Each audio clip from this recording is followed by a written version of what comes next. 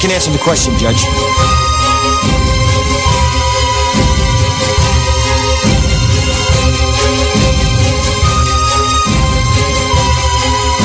You can't handle the truth.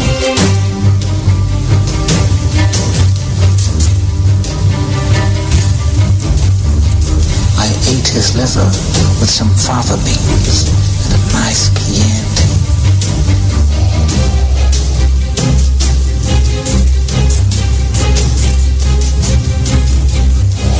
Rubs the lotion on its skin or else it gets the hose again.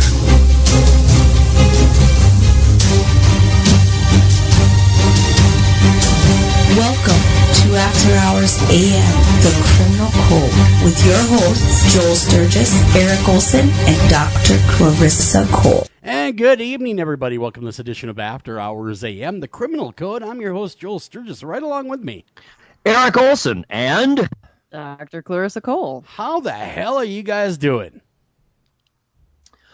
generally pretty well. It's been a rough period, as evidenced by our spotty show production of late, and most of that falls to me.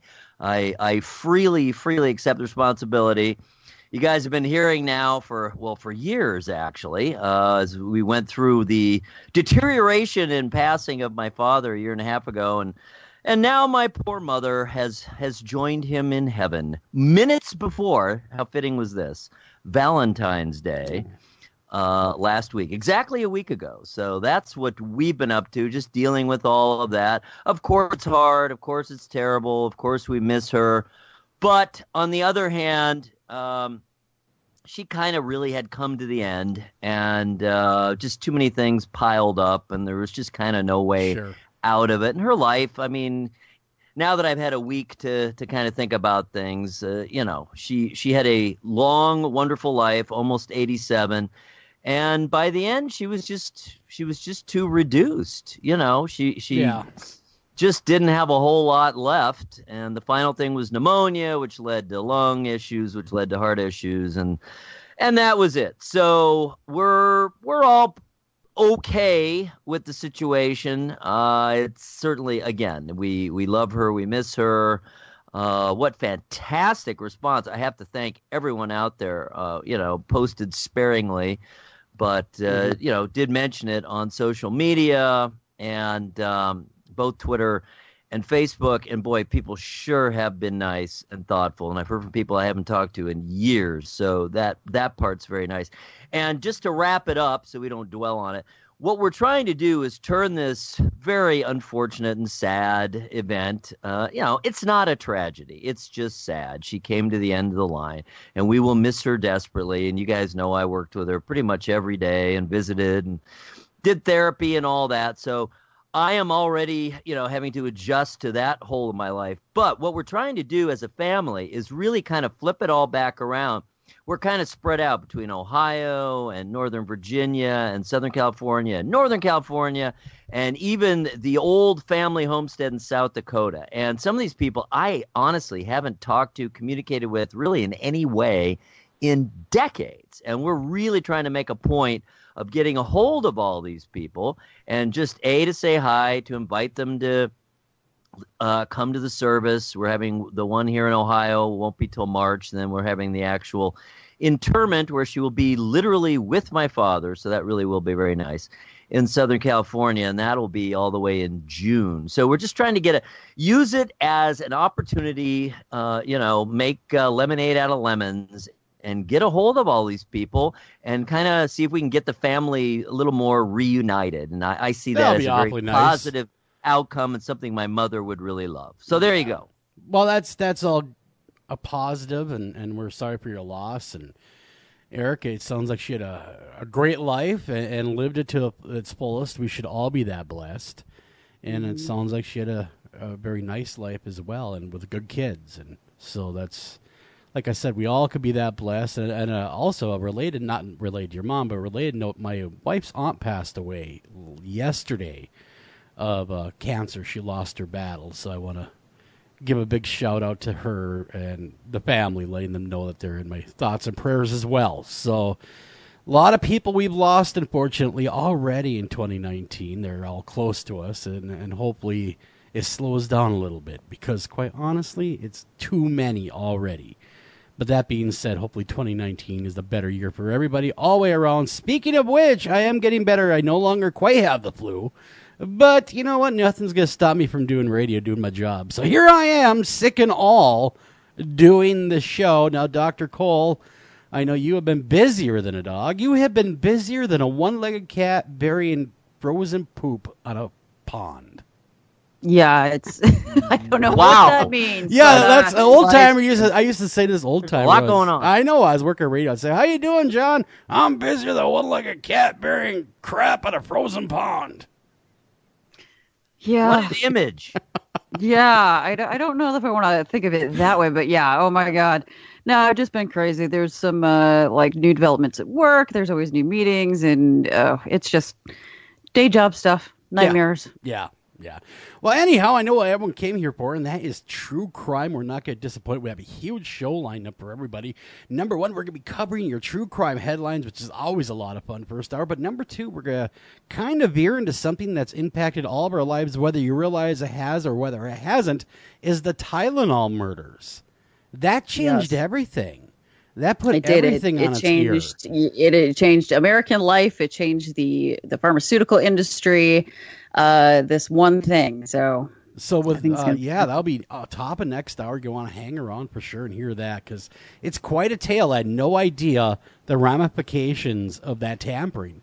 And they weren't necessarily caught either. So you're going to want to hang around. One was, but it was more than one person doing it.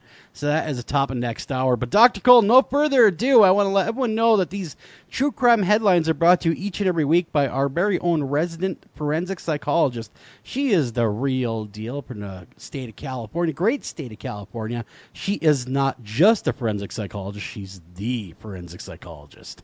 And we'd like to welcome you guys all to the show because we have a lot of new listeners via the Facebook feed, which has had a lot of positive response.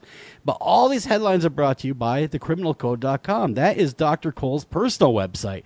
There you can check out all things true crime. You can read all the hubbub about serial killers, mass murders, you name it, it's there. But you can do that just about anywhere. I know that's what you're saying. But guess what? Not anywhere can you get the doctor's notes. You can get a real forensic psychologist to dive deep into the mind of madness and tell you what makes these people tick. So again, that's thecriminalcode.com. Oh my goodness. Yeah, that was the best intro ever. Thank you. Ever. I know, right? Ever. Yeah, it was really good. So the first story that I have. So now I'm going to start on like a high note because a lot of stuff's been going on and it's, it hasn't been, Eric, as you were saying, it's not like a tragedy, but there's just been a lot of sad stuff. And I feel like the beginning of the year after the holidays is kind of tough for people anyway sometimes. So I just wanted to start on like a wedding because that's happy. That's like a happy time, right? But like normally is, yeah. I mean, usually, yeah. Most weddings. Now, I have been to a couple where they were not very happy. You could tell it was not going to last. Interesting. Where they were fighting even before the I-do's happened. Right? I've been where there. It's like not this big event, but like for most people. No, I went to a wedding one time, and the father walked the groom down, and I kid you not, said to the groom, walked the bride down, said to the groom, "She's your problem now." Well, I mean, it's honest. And it was honest. He wasn't joking. He was drunk off his ass. Your problem now. My God. So I wanted to find out, first of all, I was curious, right, about how much, first of all, people spend on the average wedding. Do you know what I mean? It was just like curious to me, and it totally varies by state. So I would like to list all of our states. Okay. To let you know, like, if I can find all of them, let's see if showing all rows here. Okay, so let's start with you, Joel. Let's start in Minnesota. $10 and a Diet Coke. Well, no. although you are much more frugal than many, so your state's average cost for a wedding as of 2019 is $19,084. Are you kidding me? Okay, now I know very few people, unless I'm mistaken, that have spent near 20 grand in a wedding. I'm sure it's possible. That's this year, though. That's 2019. So these are recent numbers. 20 grand. So you're going to drop 20 grand on something, let's just face it, if I'm a betting man, isn't for the long haul. Right. Well, you're $19,000. And Eric, which city are you closest to? Columbus, Cleveland, Cincinnati, or Toledo? Cleveland. You're closest to Cleveland. All right. You're on the higher side then. Your average is $21,782. Oh, I believe it. Absolutely. Do you? Oh, yeah. By the time, look, you got to remember, there's always a lot more broader expenses than you think about. So you're covering the venue, the dress, you're covering the entertainment, you're covering the meal. That's always the most expensive. You're paying for however many people are there at, $20, $25, $30, $40 per plate. That adds up very quickly. I guess. I mean, it's just some of these numbers are crazy. That's when you have Subway cater it. Oh my God! So I'm just show up a 6-foot sub, throw it down, and say, "Have at it." So I'm in California. Closest city is Sacramento for me. The average here is $36,990. Woo! Oh my God! That's a year's salary for some people. That's the average, right? So I'm thinking, okay, in California, so this thing happened in California, what I'm about to tell you about. Okay. So at least I think it did. Let me. Oh no, it happened. I take that Florida? back. Is it Florida? It happened near Philadelphia. Oh, okay. Philly. We don't hear much from Philly, so this is kind of a new one. They're on the higher side of pricing too, though. Everything on the Eastern Coast Seaboard, Manhattan is $88,000. Oh my God. Average. So anyway, there was a groom named Matthew Amers. He's the groom, not just part of the wedding party. And in debt. Yes. And in debt. He's at his wedding. Makes it through the whole wedding without incident. So they love each other, I guess. Everybody's happy. Their families are mixing. And then he goes to the reception, and allegedly he asked a waitress if they could, quote, go outside and make out. At his own wedding. At his own wedding, yes. So, and if it would have maybe ended there, it just would have been a strange sort of little thing. But it would have been really odd. But yeah, add alcohol, crazy. No harm, no foul. Yeah, exactly. Yeah, it would have been strange, but maybe you could have laughed it off and gone on with your night. But instead, Amers, who is originally from New Jersey, I think the Philly, they felt the need to put this in there. He's originally from New Jersey. He allegedly followed her into the women's bathroom, forced her into an empty stall, and tried to unbutton her blouse and exposed himself. Oh, my God. Every bit of that was inappropriate. What is wrong with this person? My mother would not have approved of that behavior. No, mine either. So he started kissing the waitress against her will. And she was able to break away from him and rush out of the bathroom. The police were called, and they found Amers pushing and punching people at his own wedding. Wow. So he took a honeymoon to jail. So he goes up to this lady and says, "Hey, baby, I know it's my wedding and all, but what you want to get it on?" How old is this clown? He, I believe, is like 31. He's 31 years old, and the waitress, I think, is not underage, but is like 20 or oh, he was shooting 19. Low there. He wanted some of the young stuff. Yep. Oh, the point is, he was way more than old enough to know better. 31, you think so? And married. And married at that point. And married. Okay. But, I mean, it's like, this is bad. And like, if you're the significant other, let's just flip the genders for you guys. If you're like the significant other, you're at your own wedding, right? Your wife is beautiful. Everything's going great. Yeah. And all of a sudden, you know, she's had too much to drink. She's getting a little rowdy, but it happens. You're drinking too. You're at a wedding, but your whole family's there. Her whole family's there. You know, how does this go over? Anybody that knows my wife knows that I would not be here talking to you right now if this were to actually come to pass at any point during our marriage. She would kill me.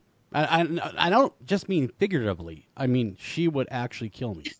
Assassinate she you. would have people help her dispose the body. So I'm just saying. It never crossed my mind because I love her. Oh, I love you, honey. Don't worry. I'm not saying that because I'm worried for my life at all, but I'm also worried for my life. So I'm just not sure how it would be explained to all the family involved. I just can't. It boggles the mind, really. So that was your sort of happy wedding story. Well, there you go. Everyone needs one of those. Jeez, guy hits on the. Well, I mean, it had to involve crime, so at least no one was killed. Yeah, that's true. No one was killed at the wedding. Bad taste would have been. No one was eviscerated. Yeah, bad. No, it was, and he probably will get charged with sexual assault and may have to register as a sex offender for the rest of his life. But you're right. Yeah. No death. And here's the deal, though. Had he just not took the swings at people might have just said, well, alcohol and bad taste were the only two huge crimes here. But nope. The exposure and pinning a girl into a bathroom stall, that's sexual assault and indecent exposure. I'm saying if he would have stopped right there and just got better mind about himself. I wouldn't care if he was at a wedding and he was the groom. You do that once, you've done it before. I'm not defending him. What I'm saying is had he stopped, relax. Woo! Pump the brakes. Pump the brakes. Man, what I'm saying? Human. Just pump the brakes. Just pump the brakes for a minute. What I'm saying, had he just caught himself and realized, hey, I'm being a dumbass, and left it there and not done any of the things after that, is what I'm saying. I guess it's just like I used to be a waitress, so it hits a little bit too close to home when somebody's at a really spendy event. Because I used to work a really nice restaurant. I've been to McDonald's. I've been to nice places. Yeah, this was like a 5-star restaurant in California. Lots of celebrity type clients, and I was a waitress there long ago. And it's amazing what people will do when there's a little bit of money and alcohol and a nice venue involved. So basically, I feel for the waitress. And well, yes, he evidently did too. Okay, moving on.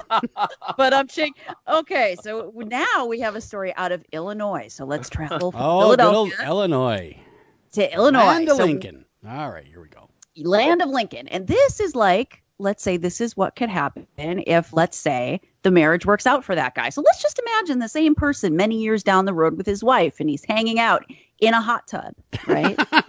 Okay. For example, let's just say, and his name is Eric Huska, 58. So, he is hanging out in a hot tub with his wife of years. They didn't say exactly how long they've been married, but sure. long term. So they're hanging out, they're drinking, they're having a good time. It's a random Tuesday night, but I think they're both retired, right? So they're hanging out. So it was Saturday. I take that back. They're on Saturday, and he was recently charged with. Actually, you know what? Let me break the story down this way. So let's say you're drinking, you're in this hot tub with your wife, and you realize that, hey man, it's time to go in. You know what I mean? We got to go to bed. It's just time. So. Yeah. It's just time. You're hot. You're drunk. You're getting out. So you're hot, getting out of the hot tub. It's a horrible combination. Okay. You're getting out of the hot tub. You dry off. Now you mean literally hot, of course. Yeah. Yes, literally hot. And so you notice that your wife is kind of struggling a little bit to get out of the hot tub because both of you had a little. Sure. Yeah. It's a drink. She may be near 58 since you are. Yes, she's very 57. True. And that's when you're a gentleman and you reach your hand down and you offer to help your wife. You try to help her out, and then after that you close the lid on the hot tub, get ready, and you go to bed. And then when you wake up the next day, you're like, "Hey, where's my wife?" Maybe he closed the lid on her. Yeah, he did. Did he really? And she died. Oh my God! Oh my Lord! Why would he do such a thing? Insurance? Because he was he was really drunk, and he had thought mistakenly that he helped her out of the hot tub and then closed the lid. But they actually have video of their backyard where this hot tub is. So there's video apparently of him attempting to pull her out of the hot tub, and you can tell he's, I guess, really drunk, stumbling drunk. He clearly thinks that he got her out of the hot tub, and then he closes it, and you can see the hot tub lid someone trying to raise it from inside, and Oh she couldn't my get it. God! It is now Open. obvious. Is he's not going to be charged with anything? I would imagine. Yes, he is. He is He's facing 3 to 14 years for involuntary Oh my- manslaughter. Well, yeah, And for just being an outrageous dumbass. that is true. Yeah. I mean, it's Wow, involuntary. that is Involuntary horrible. manslaughter. That is absolutely horrible. That No, happened. I thought surely these things have a way to get out. Yeah, from kind of like the inside. freezers, like the old freezers. Remember those, where if you got locked in there, you kind of screwed.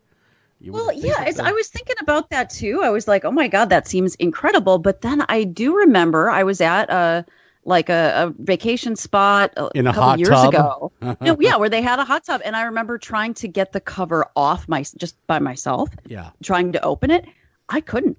Wow. I couldn't. It was that heavy. I needed help from Henry to get the hot tub open just to get into it. And I'm like, oh my God, if it was, that sort of weight, I don't know if I would have been able to get out either. That's scary, though. I mean, that's real That's scary. terrifying. You would think that there would be some type of fail-safe system built in. Yeah, a latch. Yeah, something. And a to stop counterweight. Counterweight. These things need counterweight. that. They do, and they need something to save these poor people.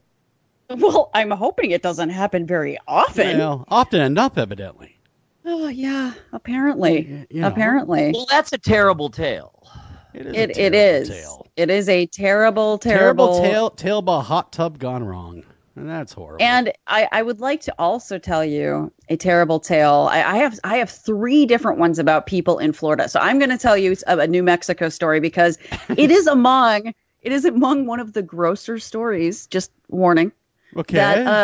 That I think we've ever debuted on this show. Oh, no, that bad. We've done everything from the cannibal that ordered up his meal to you name it. We've done it on this show. So if you're saying something like that, then it's going to be really bad. Yeah, so like trigger warning, I guess. So this is gross. Okay, maybe you know what? Maybe it's just me that finds this intensely gross, but I'll put it out there. This is the headline, literally. New Mexico woman says she keeps getting pee-soaked bologna from stranger. What? Pea-soaked bologna Yes. What? in sandwiches No. or on her lawn? How was or she? down Yeah, in her mailbox? I guess what he's asking is At a lunch counter? what's the delivery system like here? There are multiple. So, yeah, a deli meat mystery. Apparently, Sharisha Morrison said that an unknown man has repeatedly been delivering deli meat covered in urine. He'll just walk up and drop a little on the doorknob or put it on the doorstep. What or does he do? it'll Carry a come in vial? A vial of urine with him and just spray it out there once in a while? An aerosol can or something? Just freehanding this stuff? I don't know what's happening. Sometimes there's a few pieces of bread, also pea-soaked, included. Yeah. That's deranged.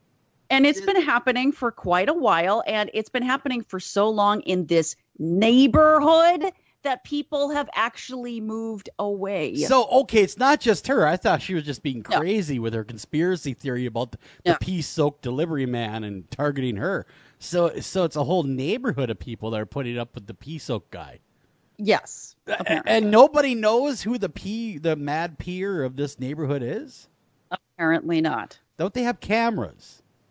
I'm hoping that they're going to install them now, but I guess it's like an apartment complex, it seems like. So hold on here, Clarissa, though. We can get video of a man licking a doorbell for 3 hours, but we can't get video of a guy showing up a pea-soaked food goods? Come on. This is 2019. There are very few things that I find grosser than bologna anyway. I hate bologna. I think it's disgusting. I like bologna. God, I hate bologna. I don't know why. You're from Wisconsin. You're supposed to love bologna and cheese. No, I know. I know. And like everyone in school when I was young, especially at grammar school, they always ate bologna, and it just like the smell of it makes me sick. The thought of cold, wet bologna soaked in urine is one of the grossest things. Have you ever been around a 2-year-old? Yes, I used to be a preschool teacher, and I still never had this problem. I'm just asking because they do some Wow. strange things. Well, so putting on your forensic psychologist hat, Why would someone do such a thing? What does this all mean? Yes, doctor, tell us. Is it truly Well- a diabolical madman, or is it something No, bigger? so there is the the possibility of that, like the doorbell licker, he is mentally deranged in some way, like he's mentally ill. But I'm actually thinking not, because it seems like, since people haven't caught him, and it seems to happen like at night or when people aren't home, it's more calculated than that. It's So- planned. There's a map yeah. somewhere in the urine-soaked man's lair. He probably has a lair with a map with needles sticking out of it with the neighborhood. You know what he does? He pees into a vat. He doesn't use the toilet. And he saves that pee, and then he gets that baloney, and he soaks it up good. And I wonder if every And he has various vats for various years. So Oh God, the smell would never leave. Dated now. 2019, into 2018. 2017. Yeah, the For vintage. this That's the bloke. vintage vat right there. That's the well-aged vat. That's Oh for my- special occasions. Perhaps it's oaken. Maybe it's an oaken barrel. My guess is Oh, that this God. guy is actually pretty high, honest to God, like pretty high on the sadism scale. I really do. think that. I would imagine. I wonder if every time he dips his meat, so to speak, in the urine, does it go excellent every time? And I'm guessing he must be Just, sort of a you know. close neighbor to this woman too. Like maybe it's a noise issue for him. Like he doesn't like it that she watches her television late at night, or like he's got to have some sort of Lives. issue. She just He breathes. That's all. lives in her house. I wonder if he is a marquis, being that he is so high on the sadism scale. Yeah, close to it. I'd be worried about getting this guy ramped Okay, up. more. but here's the solution: don't touch the baloney. I mean, You just- hands off the baloney. Just don't touch it. You see it laying out there, call the police. If it's on the doorknob to your apartment when you get home, what do you do? Well, See? you got me there. I Right? guess Lysol dryer. and buy Hair those dryer. wipes things. The sanitation wipes are everywhere. Hair dryer. They're Ugh. battery operated one because electricity in the hallway is awfully hard to come Perfect. across. Good point, right? Would have to plug it in otherwise. That's a good point. Hadn't thought of that. Well, yeah, you should just see the Facebook comments over here. They're just lighting up about theories about the baloney in the urine. My So- baloney has a birthday. Yeah, I was gonna say. OSDAR. Yeah. Maybe his name's Oscar. He's just really pissed. Oh my God, urine has the same amount of letters. You could add Okay. it to the song. You're in Um, the money. All right. So there we go. Yeah, that one was interesting. Yeah. And then this next story, I felt like I read this story and I felt like I deeply sort of connected with it. So it's far away. It's out of Sydney, Australia. But Okay, I was hoping apparently- you weren't going to say you connected with the fake doctor claimed to have. oh God, no, we're gonna get that. That's a Florida story though. So Okay. that was gonna wait. Woo, Yeah. you had me worried there for a Should we second. break before we do that? Tail? No, we're going to go commercial free for this first hour. Ooh, we're blowing through. We're All right. blowing right through it. We're going commercial free. We are. So this Rebels is an tonight. Australian man triggered an emergency police response after a noisy exchange. So apparently a neighbor was walking past his house in the city of West Coast city of Perth on Wednesday when they heard the man repeatedly yelling, "Why don't you die?" and a Oh my toddler God. screaming. Yeah. So Wow, imagine that's you hear disturbing. you hear Horrifying. a child screaming bloody murder and you hear a man screaming, "Why don't you die?" So like, what would you do? I What would would you- be A, on the horn of the police department, and B, running over there to save whatever child is in danger, at least investigate what's going on. Armed with urinated baloney. Yes, I would grab the great urinator of the neighborhood with a fresh pack of Oscar Mayer bologna. Yeah, the sausage that's in the roll, not just the cut up stuff, the kind you can bludgeon them with. That way, the urine really flies. You know what I'm saying? Yeah. So see, you would have responded appropriately, obviously. So that's what this neighbor did. Well, minus the baloney urine that's just baloney. fun right there. Yeah, they called the cops, and of course, they described what was going on, and multiple units showed up with lights and sirens blaring. And so they get there, they bang on the door, and apparently the wife answered the door, and she's like, "Oh my God, what's going on?" And it turned out that the husband was trying to kill a spider. No. Why don't you? Yeah, I've been there. I in my household, I am the spider killer. I'm the one selected to dispatch spiders. And sometimes I feel bad for the little furry guy, and I'll take him outside and set him free. And then once my wife finds out that's happened, -20 out. yeah, right. It's winter. Spider-sicle. Yeah, but I felt that. Now I've lived in areas with cockroaches, and if you've never lived in an area of cockroaches, oh my ever loving God, it is the worst experience you will ever have. I don't like cockroaches either, but I really hate spiders. Okay. I was in a place of cockroaches. All right. I had this little flea bag motel place I was staying at. You turn the lights on, you actually heard a come out. Yep. I mean, you heard it audibly, and you get up, turn the lights off, you're running away. Oh my God! So I invested a black light because evidently now, if you use a black light, they don't see it. Cockroaches. That's what they were telling me anyway. Oh really? Oh, well, it's not like you could kill all of them anyway. I wish I would not have used that black light because there were thousands. Of course. Thousands of these things all over everything. Oh my God. I screamed like a little girl. It was something like this. I'll try to do it. Ah! Cockroaches. I ran away. Really, that's what it was like.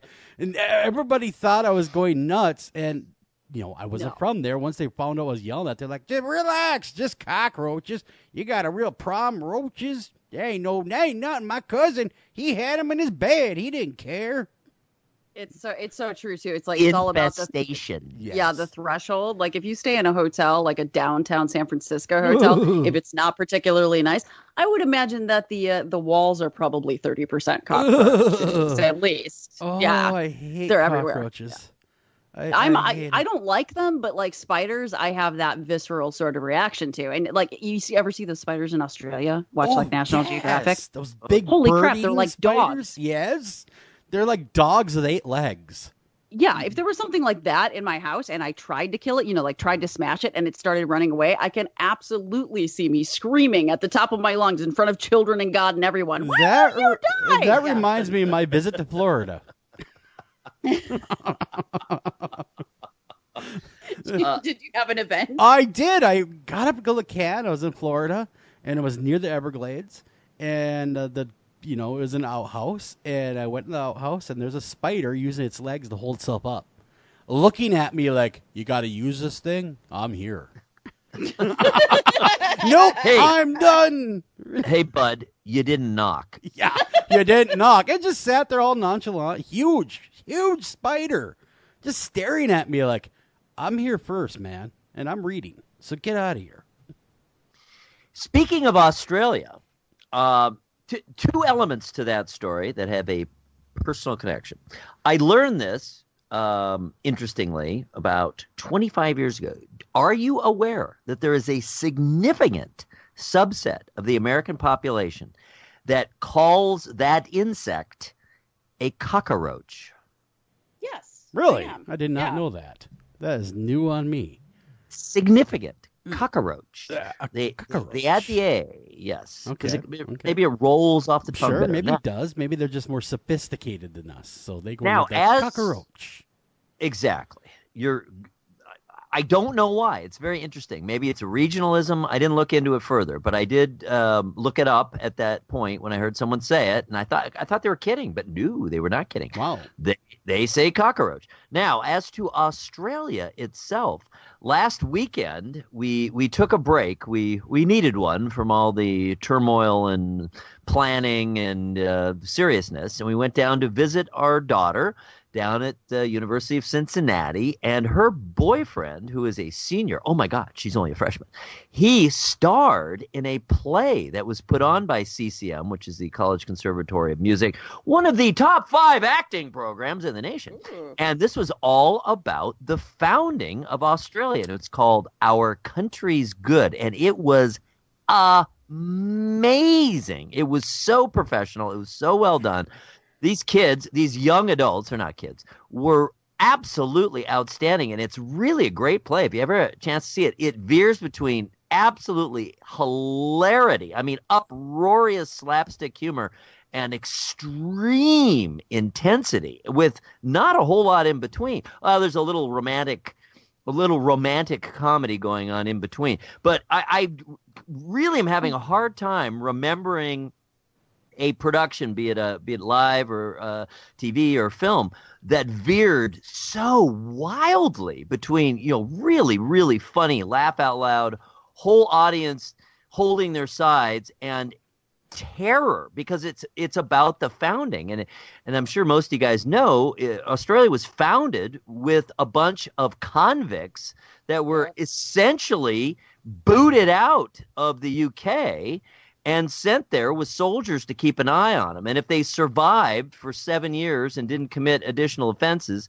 then they were released. And that was the founding of Australia. And I mean, I knew that, but to see actual people arrive on the ship after almost 9 months at sea, and who they were and how they were treated, and the interaction between the convicts and those overlooking them, not all of which were evil, though some, talk about sadistic. But the governor, for example, and this is a true story. I mean, of course, it's fictionalized a bit for the play, but it's amazing. The original governor was actually quite progressive in his thoughts, and he thought people could be changed, whereas most of the guards, most of the soldiers thought you were born that way, you deserved everything you got, and that was their excuse for sadism.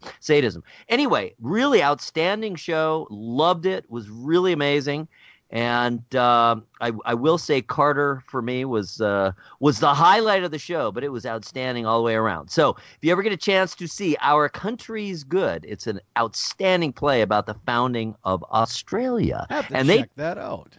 And they talk about, speaking of the, because I know you've said this before, Joel, that, in Australia, like, everything is out to kill you. It is. It's all there to kill you. And that comes up over and over and over again, because these guys just landed. They're trying to stake out a little bit of territory. And that was one of the reasons why so few people tried to escape, because they knew if they did, they'd be dead. Yeah, that's true. I mean, Australia was always meant for you not to come back from.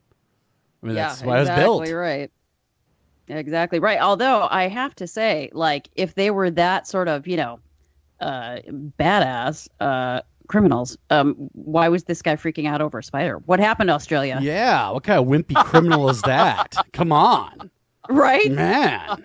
We have the Zodiac. Come on. A mere 240 years later, and look what they become. I know. I expect you to tame that thing and name it. So yeah, no, that is very cool, and actually that sounds like a great play. I also love the play 1776, which is follows John Adams' life and the history of founding our country, which is a great play too. So well, we got to hit the Delta one, because that was making all the rounds. By the way, it's okay. So the Delta and Coca-Cola, so they came together for like an advertisement, right? They did. It was a genius advertising campaign, I guess. At least somebody thought it was somewhere. Yeah, someone thought it was. They apologized for napkins that would encourage passengers to give fellow flyers their phone numbers, essentially. So basically the Coke branded napkin read, "Because you are on a plane full of interesting people, and hey, ... you never know." And then the backside says, "Be a little old school. Write down your number and give it to your plane crush. You never know." What? No. Yeah, they got all sorts of flack for that. Because I mean, that is creepy. That's super duper creepy. The guy from story number 1 would have loved that napkin to have it at his wedding. I'm surprised they weren't on the tables. I know. I'm surprised he didn't just hand it over to the waitress and everybody else. It's like, no, I mean, like, I get it from sort of like a 1960s perspective, but right, coffee, tea, or me kind of thing. Right. Yeah, but like, it's more of a Mad Men era, kind of like a Mad Men era thing. Yeah, I mean, that kind of thing. And I do have to tell you that, men and women who are maybe they tend toward the little bit of a pushy side, like tend toward maybe being a little bit too forward. Like, let's say just that subgroup of people, when they're on planes, are the worst. Are they? They are the worst. I swear to God, if a guy even that I don't know tries to sit next to me on a plane and he falls between the ages of like 25 and 1,000, get away from me.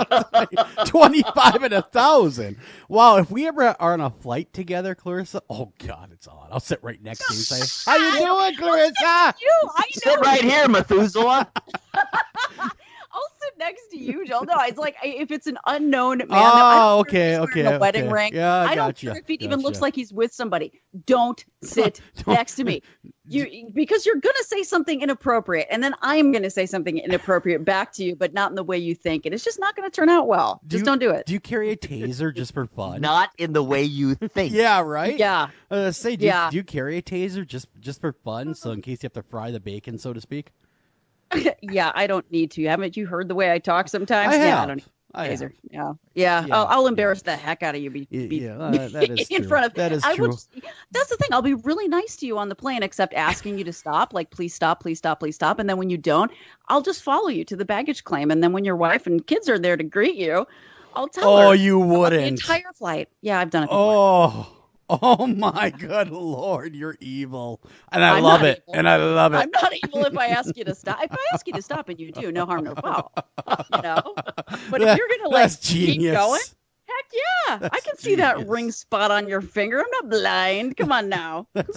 Ring spot on your finger. It didn't go over. I like that. I do. I like it as well. But it did not go over at all very well with passengers. I mean, there was quite the outcry. I'm surprised, about actually. That. I was too. I was a little surprised. I thought people just kind of see through the joke a little bit and not be so offended. But no, they were truly, really put off by it. I mean, it is just a napkin. I actually was too. I was but the only thing I could think is that maybe, well, obviously not maybe. I know that I'm not the only person that experiences this on flights. So my guess is that a bunch of women saw this napkin and were like, oh, hell no. Oh, God, yeah. No, I was surprised. You encourage that behavior. Yeah, I was surprised because the climate now, the Me Too climate, things going on. I am really surprised that they would even attempt something like that. To put that kind of liability out there on top of it for the airline and Coca-Cola for that matter. Because, there's going to be somebody somewhere that would sue over that. Well, of course. And I just am wondering, like, maybe the person that worked for Coca-Cola just, like, they binge watched Mad Men or something over the weekend. You know what I mean? And then they were like, yeah, that's cute. And then just no one stopped them. And that could be it, too. Maybe his old stock somewhere. Hey, where did these napkins come from? Let's try them. Like they're retro. They're cute. New old stock, like on American Pickers. You know what I was thinking? Trying to look at this somewhat seriously. Well, we got to get to the dog. Oh, sorry. We will. We got time. What I'm thinking is flying really did used to be fun. Right? I mean, or at least in theory, it was fun. And it was a whole different kind of attitude. And when you were flying, you're in a different space, right? Sure. You're on vacation. You're traveling. This is cool. Not everyone gets to do this. I get to do this. This is neat. This is cool. This is special. And there's none of that anymore. It's just a hellish nightmare. It's as we bad time. It is just not fun at all. I mean, as we all know, it just let's face it. So, I mean, it's not hideous, but it can be.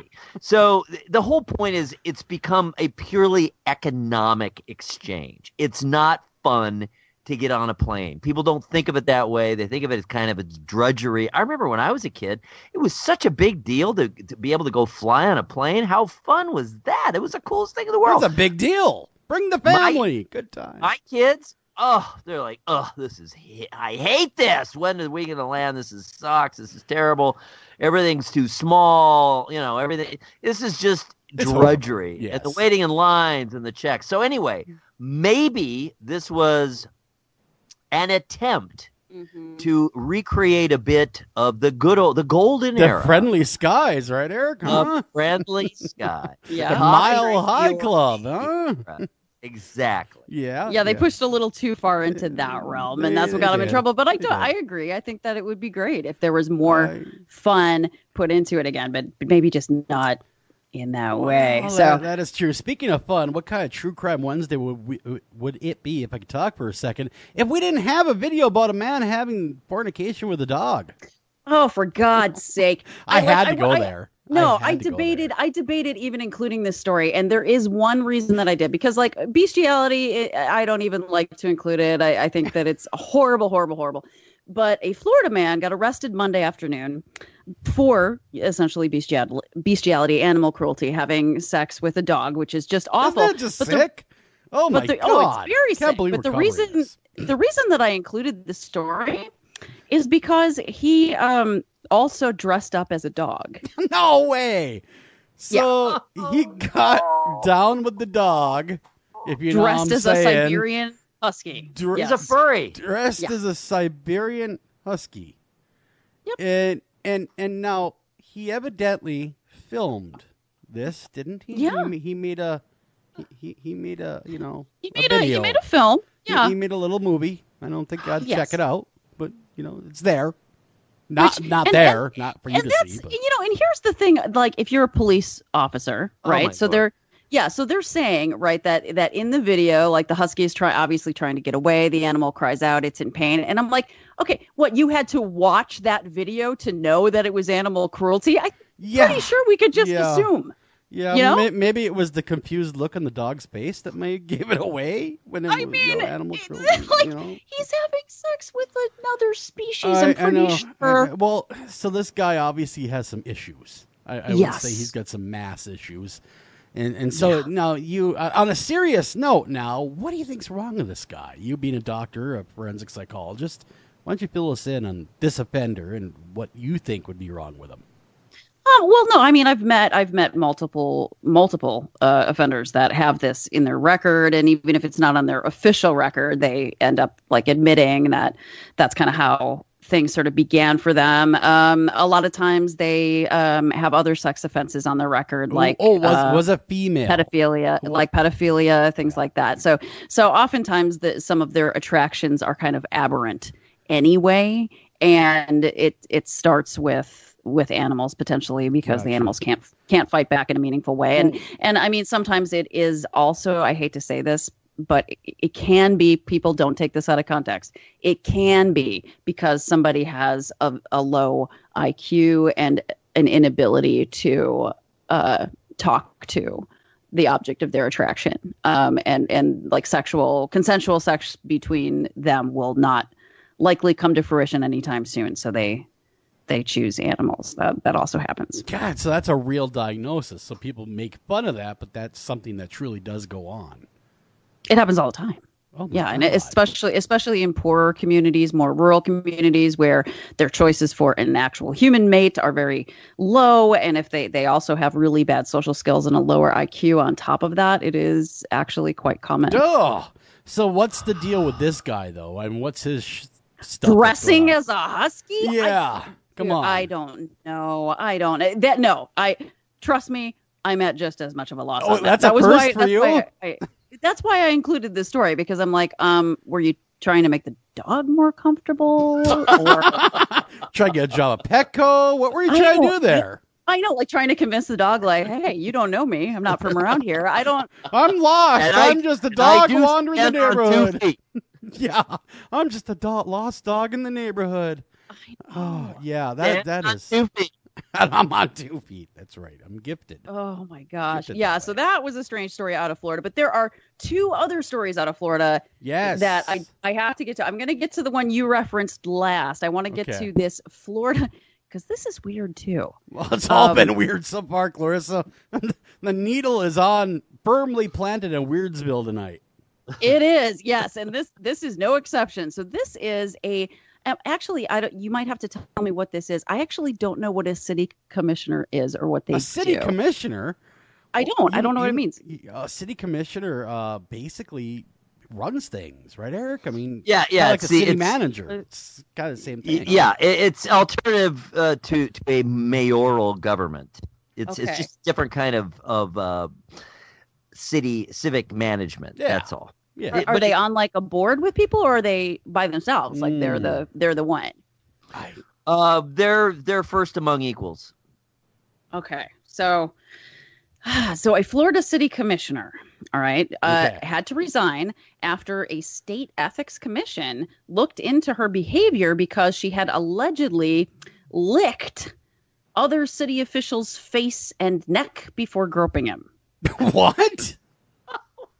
And it's not the first time it's happened. So you'd be in the office making copies, just sitting there making copies, and next thing you know, she shows up, licks your face, and gropes you? Well, Yeah, good morning, Monday morning to you too, ma'am. Right? So she apparently, according to this official report, Face licker.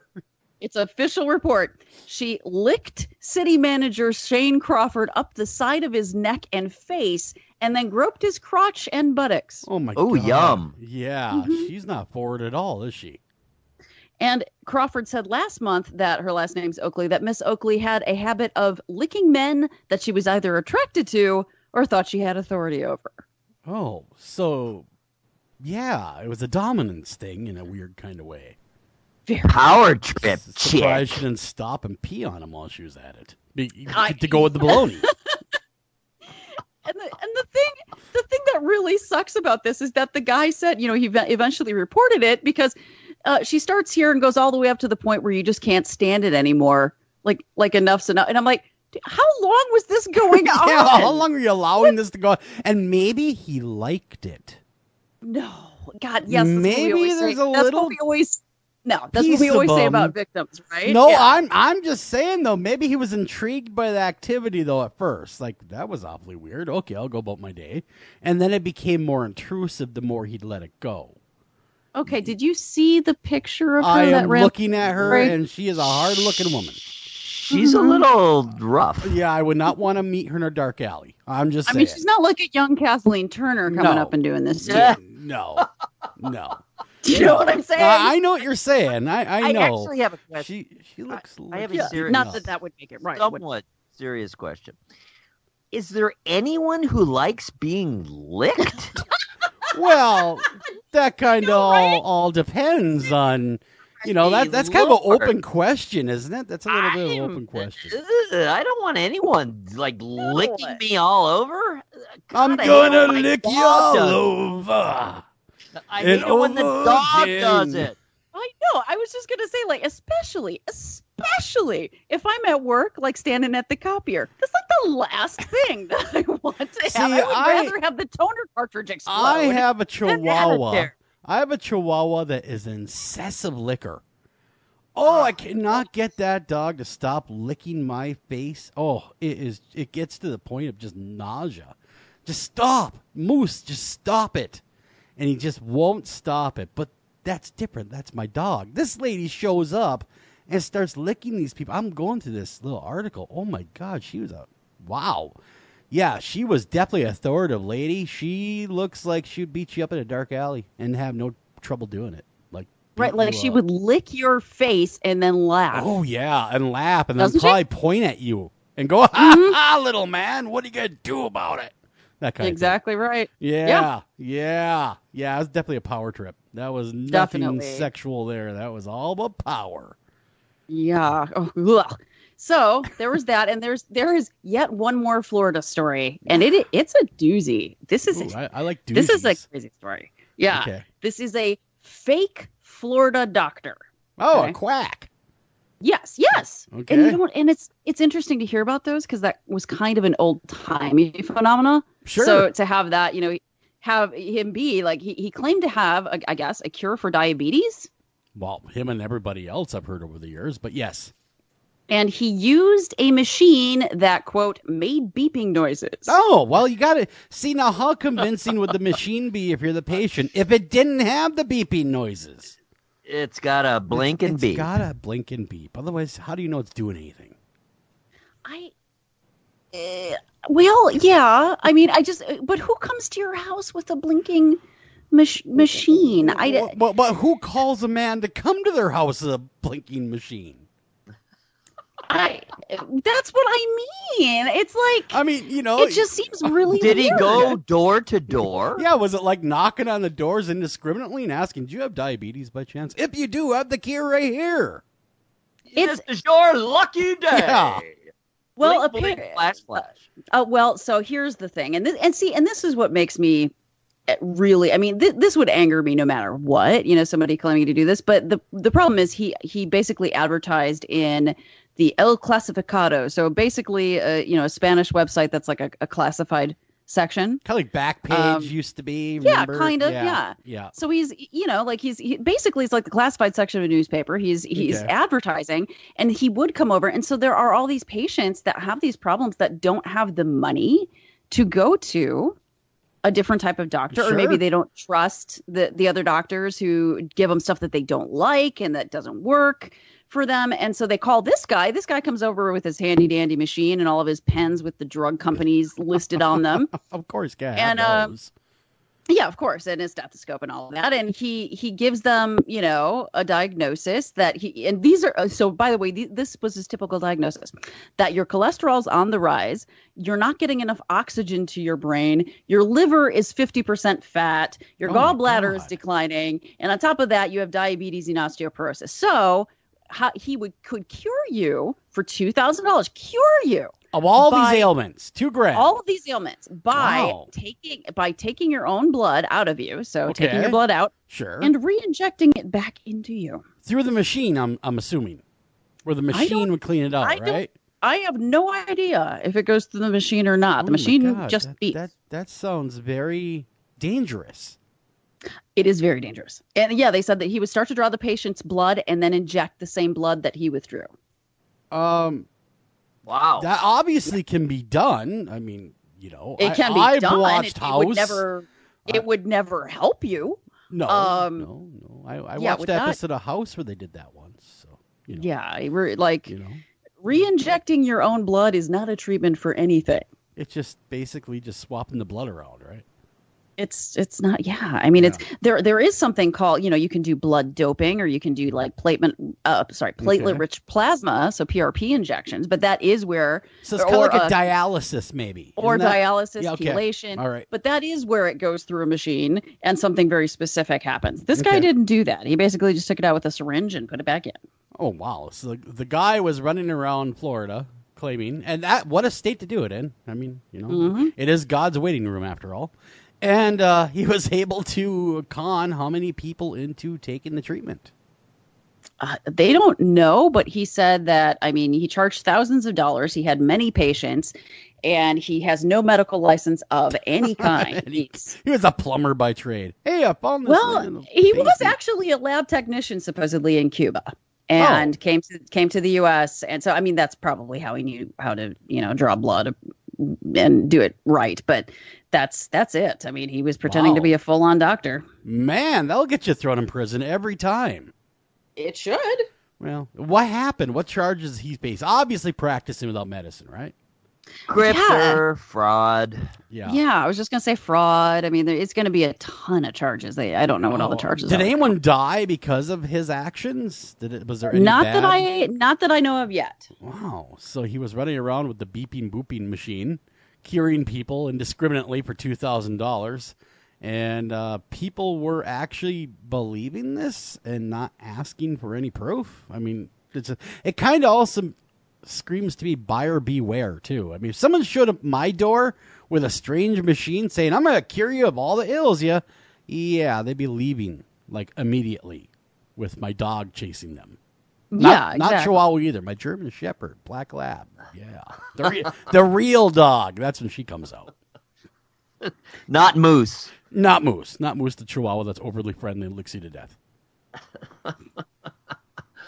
Wow, what a set of amazing things. Hey, we only have I don't know, what do we have, a minute? 1 minute. We got 1 minute left. Any quick thoughts on this whole Jussie Smollett extravaganza? God, yeah. We could cover that. He was hard. Yeah, I mean, assuming that he did commit fraud in this whole situation, I mean, I do hope he goes to prison, loses his job and all that. We don't need more divisiveness in this country, especially not from somebody who's playing on people's fears and ethnic stereotypes and all of that. I think it's disgusting. Right. That is very scary. Yeah, I mean, we could touch on that. We come back from break if you guys are so inclined to do so. But yeah, we come back also, we're going to be talking about the Tylenol murders. Don't go anywhere. We'll be right back right after this.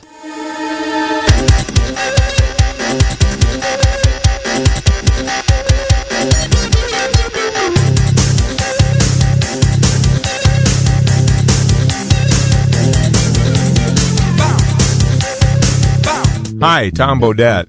If you can hear me, then you have an internet connection, which means you can do cool things online, like listen to streaming radio, obviously, or watch a video of a monkey washing a cat. Let your freak flag fly. Or you can book a room at a great price at Motel6.com. Isn't the internet wonderful? Everything you want right at your fingertips, and whoa, did not need to see that. I'm Tom Bodette for Motel 6, and we'll leave the light on for you. Unexpected reactions to smart financial decisions brought to you by feedthepig.org. Well, I finally did it. My student loan is totally paid off. I can't believe it. I can't believe it either. I paid more than the minimum each month, and soon enough, it was gone. So you're just giving up? Giving up on what? The life of luxury. Egyptian cotton, caviar Thursdays, designer everything. What are you talking about? Our plan. What happened to winning the lottery and mastering the art of the perfect mimosa? Hosting galas, wearing enough jewelry to require a bodyguard, vacationing in the French Riviera, and then buying it. I just thought maybe it was time to prepare for my future. You know, set some financial goals, make some smart investments, open a 401k. Financial goals? Investments? A 401k? You are horrifying right now. Listen, if winning the lottery were easy, everyone would do it. When it comes to financial stability, don't get left behind. Get tools and tips for saving at feedthepig.org. This message brought to you by the American Institute of CPAs and the Ad Council. Northern Tool and Equipment. So me and the boys head out to tailgate today and find some other fans in our spot. Well, it happens. Cheering for the wrong team. Oh, this is war. Even worse, they've got this couch set up and everything. A couch? Yeah, it's sectional. All right, first thing, don't ever use the word sectional again. Done. Second, I want you to grab a 4,700-pound tow chain with J-hook and grab hammer. Throw that on the back of your truck. Got it. Now you're going to Hail Mary the J-hook over the end of that couch.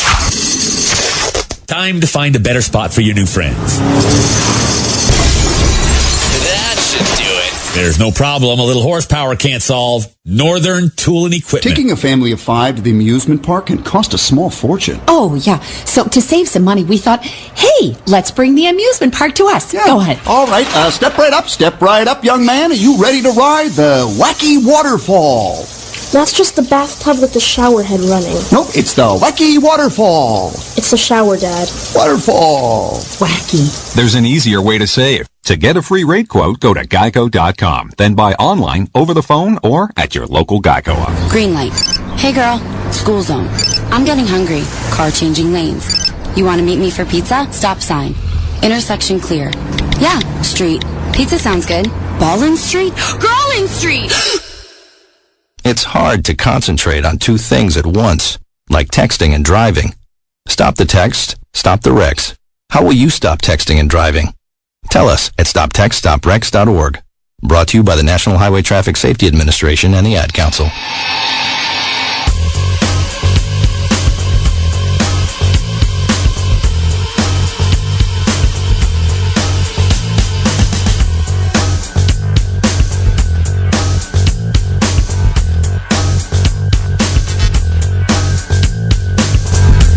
Welcome back to After Hours AM, everybody. This is the Criminal Code. And I'm your host, Joel Sturgis, right along with me. Eric Olson and Dr. Clarissa I Cole. just had an absolute... Have you ever had one of those mid-sentence brain farts where you're like, oh, crap, I know I'm supposed to say something next, but what? And I've only been saying it for how many years? You think it would be automatic, but I still catch myself hitching up once in a while going, and welcome to... The hell's the name of the show again? Oh, yeah, that name. And then going about my business.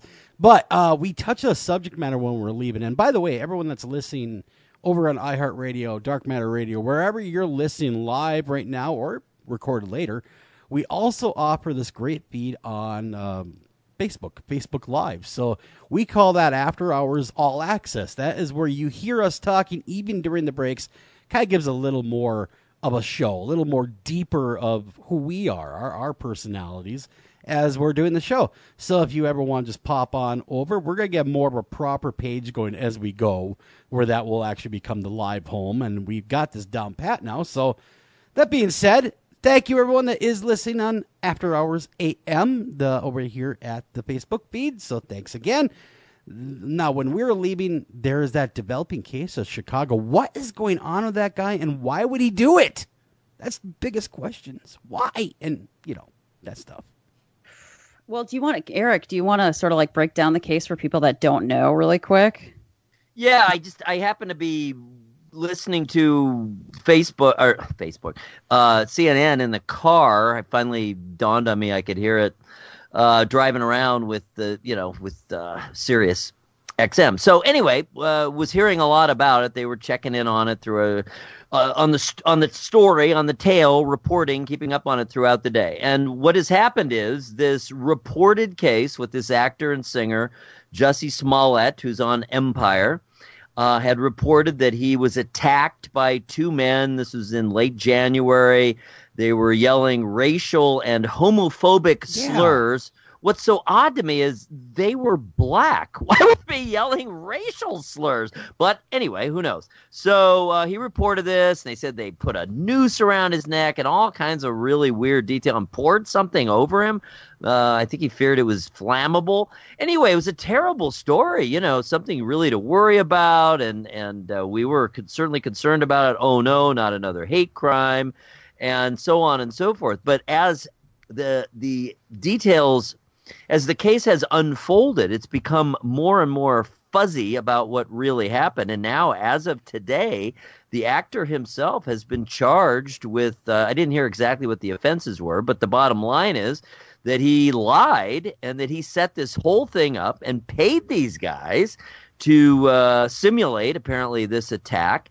And I, for the life of me, other than just some sort of general bizarre need for attention, I guess, or else to somehow move forward, I guess, the agenda of equality, etc., more broadly speaking, I can't imagine why someone would take that kind of risk to do such a thing. It's just so, wow, what an extreme thing to do. And what do you get out of it? I don't know. Any thoughts?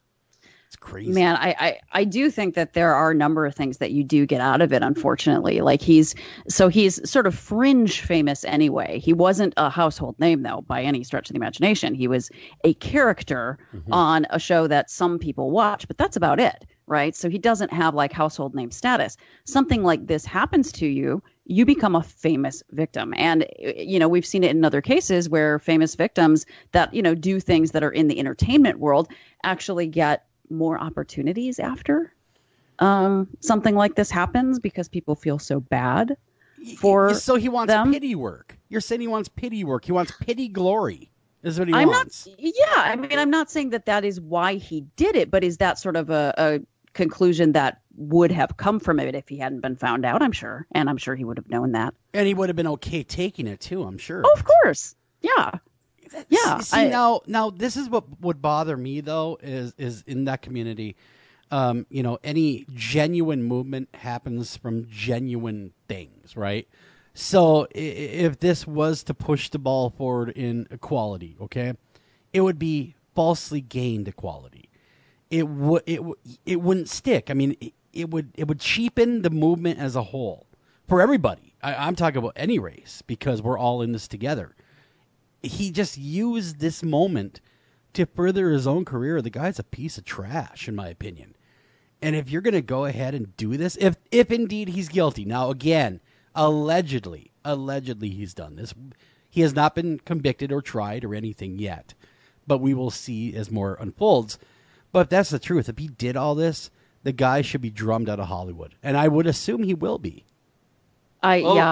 They've already cut down his stuff, right? Yeah. Yeah. They've already changed the focus. I guess he was supposed to be.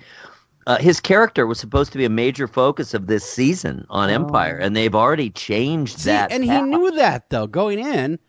Why would he risk all that? There has to be some type of maybe underlying. Maybe the success is too much. I mean, some people are just self-sabotaging, right, Clarissa? I mean, they just cannot handle the success. That's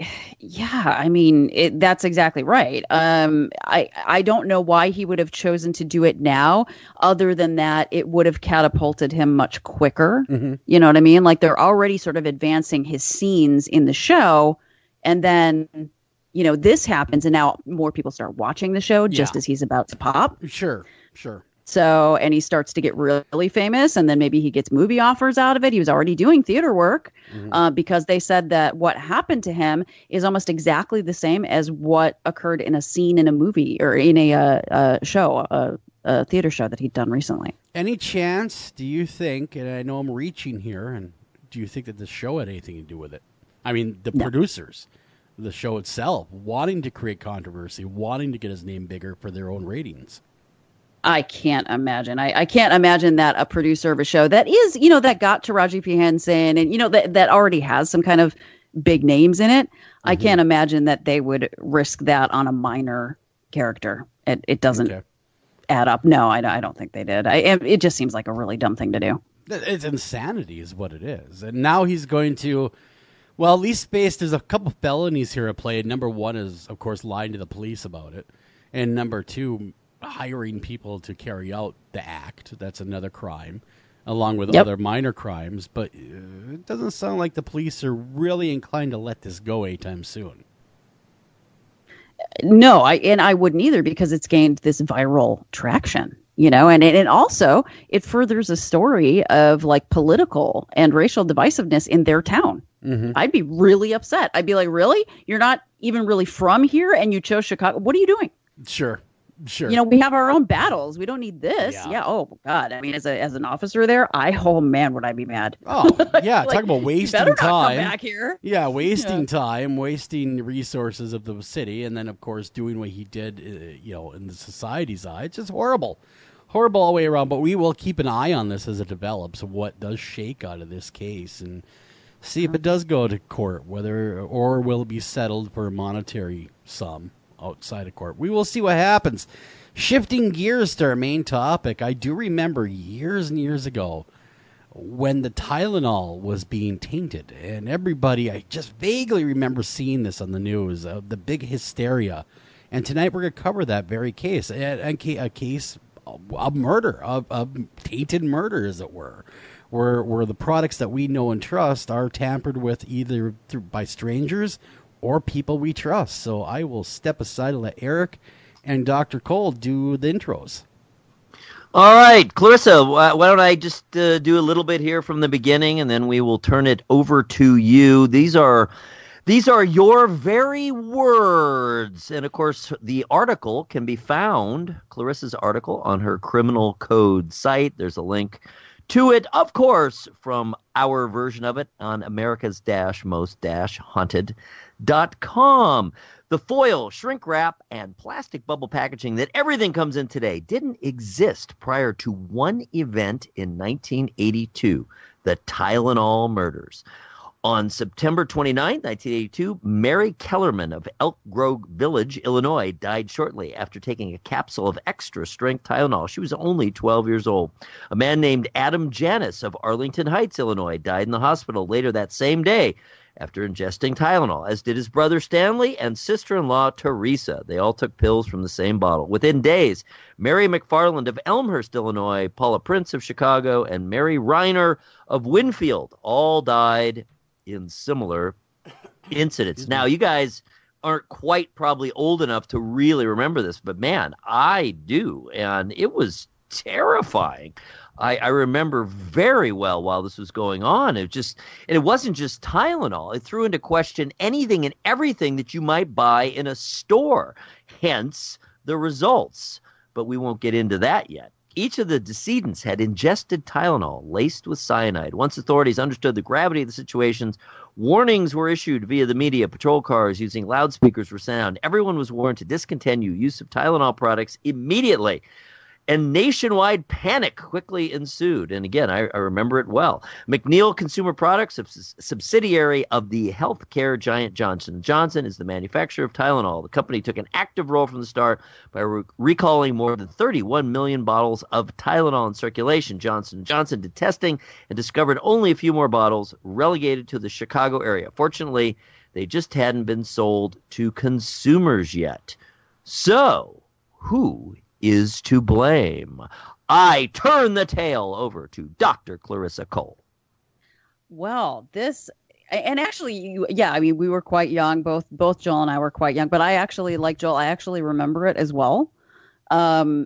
I don't know why. I remember this. I was very, very young, but I also remember my mom having, because my mom never threw out anything. Oh my God, we have Tylenol. Yeah, that whole thing. Yeah. Well, I mean, she threw that up, but I remember having drugs around the house that you could tell didn't have that, had different caps and everything. So I remember what it used to be like. And this caused, a huge, just nationwide panic. They recalled millions and millions of bottles and all these different theories. So they're trying to track down who did this. And, they didn't have cameras in stores like they do now. So they were going down all these different levels. And before we even start on who I think did it, I would kind of like to address the conspiracy theory. Yes, I love conspiracy theories, and I'd like to talk about this one. And of course, we need your profile. Exactly. Yes. Do the profile. Yes. So I have a profile of the type of person that I think did it. But before we get to that, there is a conspiracy theory that is even the subject of a book. They wrote a book about it. That involves Tylenol themselves, McNeil Consumer Products. So Johnson & Johnson. Yes. Okay. So, they had this panic, right? And Tylenol actually did the right thing. It was the FBI that messed up. I'll say it. G-men dropped the ball is what you're saying. I ain't scared. Yeah. No, so Tylenol started recalling stuff right away. Scared, I am. I ain't scared of you. Yeah. So basically the FBI, they did this massive recall and Tylenol said, we'll go through and test the capsules, right? And the FBI is like, yeah. Oh, really? Tylenol, you're going to do your own testing? Great idea, FBI. Fantastic job. Absolutely moronic. And I mean, moronic. This was in 1982. Sure. It wasn't the Dark Ages. What were you thinking? We'll allow it. Whatever you want to do, go right ahead. We trust you guys. Don't worry. Your own product back. I'm sure you won't lie to us about how many capsules were tainted or what you might find. Yeah, I'm sure your shareholders won't allow you guys to lie. Yeah, I mean, God, this stupidity. So anyway, that aside, so basically in this first investigation, do I think we'll ever know the truth of it because the FBI messed up? No, I don't. We'll have no idea ever. Thank you. But there is this big sort of conspiracy theory that people, that are saying it was Tylenol, right? That's what they're saying. They're saying that it happened somewhere in the Tylenol plant itself or in one of the distribution centers. Okay. And that it wasn't a consumer. So like this whole thing where they did the tamper-proof packaging, they're like, oh, it's a cover-up because Johnson & Johnson couldn't go out of business. They were too big to fail. Yeah. Okay. So they were kind of thinking it was in-house. There's like I said, there are books about people that think that it was in-house. But this also happened in 1986. Very few people know about this, right? Yeah. In 1986, there was a string of cyanide-laced Tylenol capsules that were found in Bronxville, New York. And just like the Chicago event, the cyanide-laced capsules were found in several stores in the Bronxville area. Okay. And this time they were tested by the FDA and traced back. They were not tested by Johnson & Johnson. Okay. They did not allow them to take it back to their own labs and go, nope, we're all good here. Nothing to see.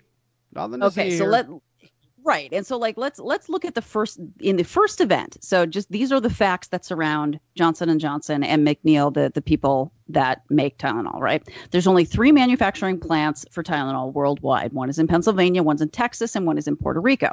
Then the drugs get shipped from one of these many distribution centers. There are about 100 of them nationwide. Okay. The distribution centers then send the product to over 11,000 retailers, probably more now because those were 1980s numbers, right? So these distribution centers, 100 of them, send them to 11,000 retailers. And each distribution center handles a basic region, not specific cities or stores or locations, okay? So you would get, say, northwestern Illinois, northeastern Illinois, right, where Chicago is. So, and a typical shipment back then contained upwards of 80,000 bottles, and some are regularly over 200,000 bottles.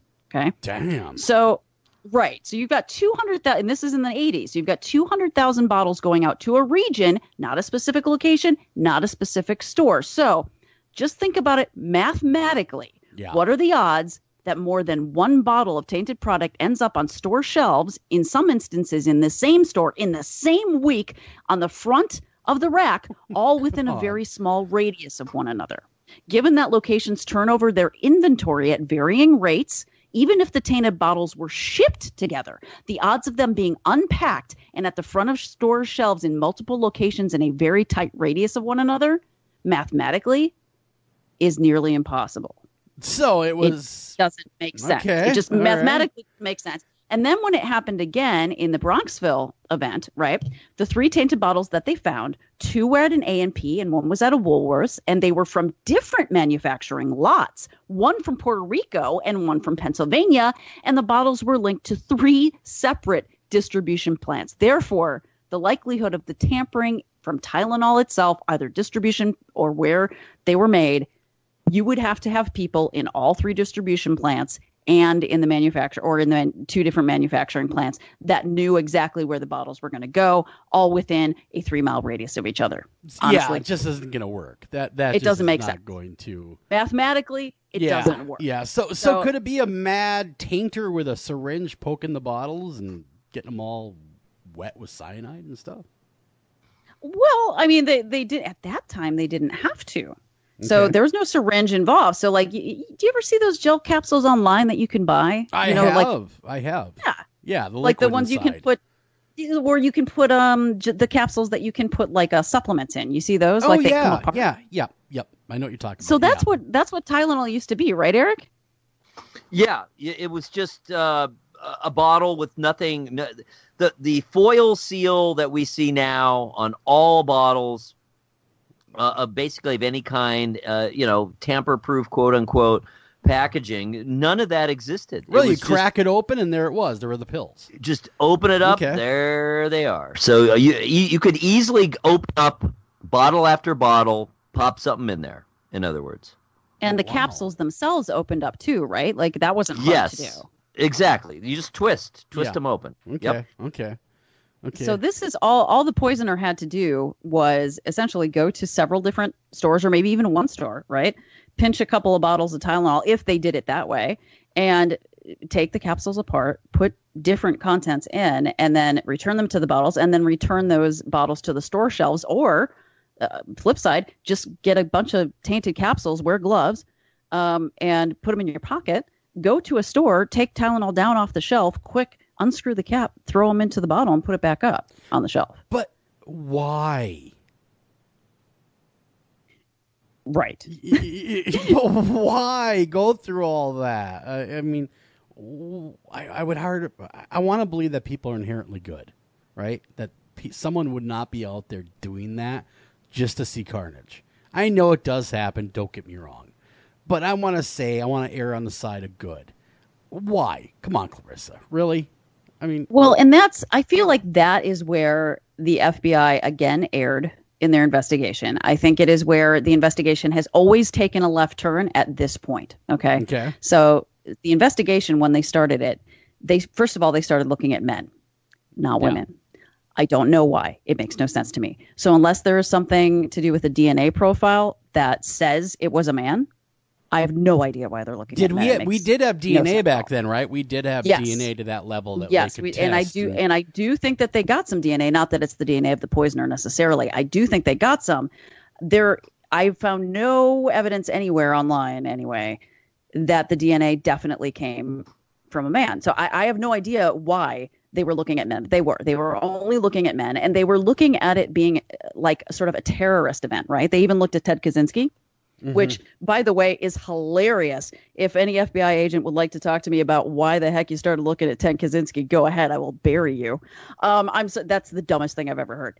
Absolutely the dumbest. Ted Kaczynski was very meticulous. He was ideologically motivated. His ideology was very complex, and it had to do with nature. Why the heck would he randomly poison people with Tylenol? Honestly, it's like you don't know criminals at all.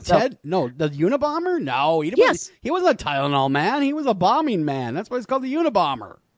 Well, even if that wasn't his method, he had an ideology. Okay. Yes, he did. He didn't do it. He did. Yeah, Ted Kaczynski wrote a manifesto, for God's sake. He didn't do anything without a reason. And he also said you cannot have change without carnage.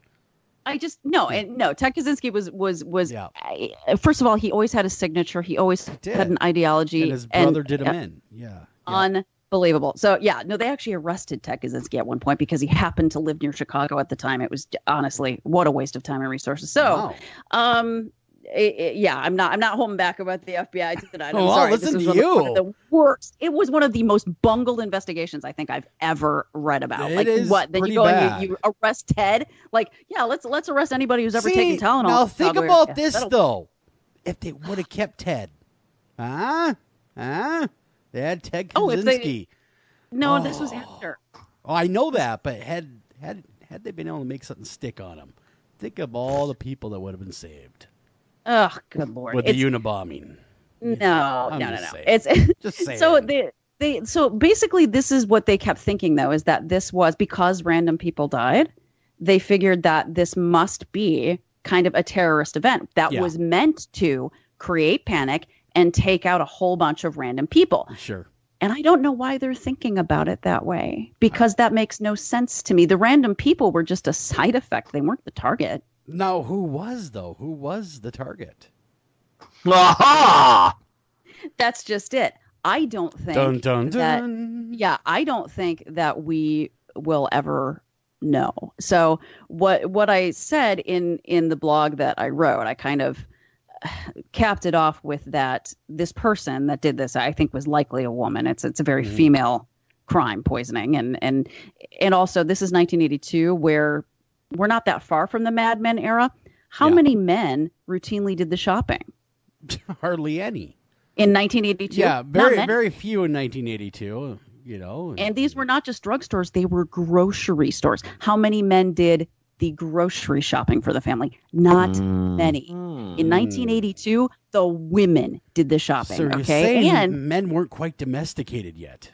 Right. So and this they were found in stores that were within a tight radius. And that's another thing. Like, if the women are doing the shopping, they also know the stores that carry that thing because they've had to go around to different stores to find it. So again, woman. All right. And I'm thinking that this woman was a caretaker of some sort, or maybe abused in sort of an abusive relationship that she feels she can't escape. But she knows that this person takes Tylenol all the time. Question. Yes. Why don't you just bring the Tylenol home? Okay, if they're targeting the person that they want to kill, right, an abusive relationship, go buy the Tylenol, taint it at home, and then give it to them. You don't have to do all that. I'm sure they did. But the only way to not get caught, is to have, I guess, the plausible deniability that think that you just bought it at this store. So this is another reason that I think it's a woman, and this is important. So the only Tylenol that was tainted ever in any of these incidents was extra strength Tylenol, and extra strength Tylenol is contraindicated for children. A woman knows that, especially in 1982, more than a man does. They didn't taint Tylenol that was approved for use for children, and I think a woman might care about that. Yeah. This wasn't a random terrorist event. Why would they care? Yeah. Terrorists would be thinking to themselves, the more we can kill, the better. The younger, the better, more we can kill, the better. The younger, the better. It makes people scared. This person was purposely trying to avoid harming children. And the fact that the first victim was a 15-year-old who was starting to get cramps and took an extra strength Tylenol, I'm sure absolutely devastated this person, if they had any conscience at all. But anyway, they did this, I think, to cover their steps. My guess was that, okay, I'm going to taint a bunch of Tylenol. Then I'm going to take this Tylenol back to the stores. I have to wait to hear word that somebody has taken this Tylenol, someone else, because if it just all gets thrown out and nobody gets hurt, it would be weird if my target dies, right? So they have to wait for word of the first target, of it being random, right? As soon as they hear about that first target dying, that's when they hope that their target will take the Tylenol and that they haven't heard about it yet, right? So they got their ear to the ground. Yeah, they got to stop them from hearing the news about Tylenol killing people. Gotcha. But get them to take the tainted Tylenol. Now, if that target is an abusive husband that does what he wants to do and isn't going to take Tylenol when you want him to, and goes out that night, and then the next day the news has broken and it's out, and he takes the Tylenol and throws it away, you can't do anything. Wow, that is truly insane, and that's a lot of moving parts. That's a lot to think about. We have to run to break. We come back. That's very clever. Yeah, that's super duper clever, and that is wow, man. Sorry. Wow, that's like JFK quality thinking right there, and that's a real conspiracy, that Tylenol thing. Odd stuff. We come back. Don't go away. We're going to be covering more of the Tylenol killings, and we're going to be also showcasing one other act of tainted love. Don't go away. We'll be right back right after this.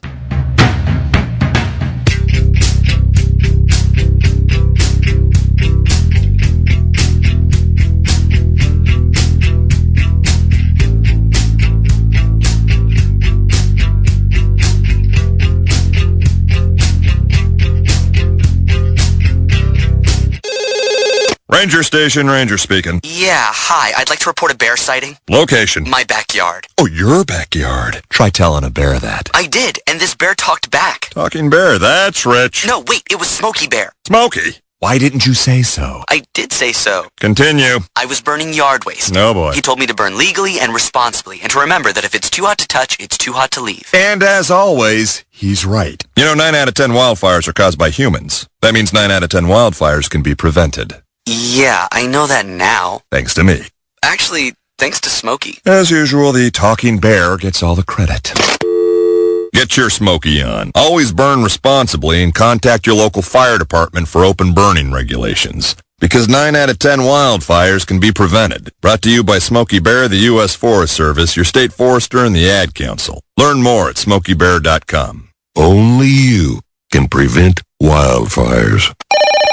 Northern Tool and Equipment. I got a rather serious problem over here. All right, what are we looking at? Cranky mother-in-law asleep on the couch in the man cave. Dear God. It gets worse. That's impossible. She's passed out on the remote. I stand corrected. What do I do? Okay, I want you to grab a Torrin Big Red hydraulic bottle jack. Okay. Now you wedge that bad boy in under your mother-in-law and crank her up skyward. It's working. And got the remote. Great. Now grab that Torrin Big Red 2-ton folding shop crane and put that woman on wheels. And away we go. There's no problem a little horsepower can't solve. Northern Tool and Equipment.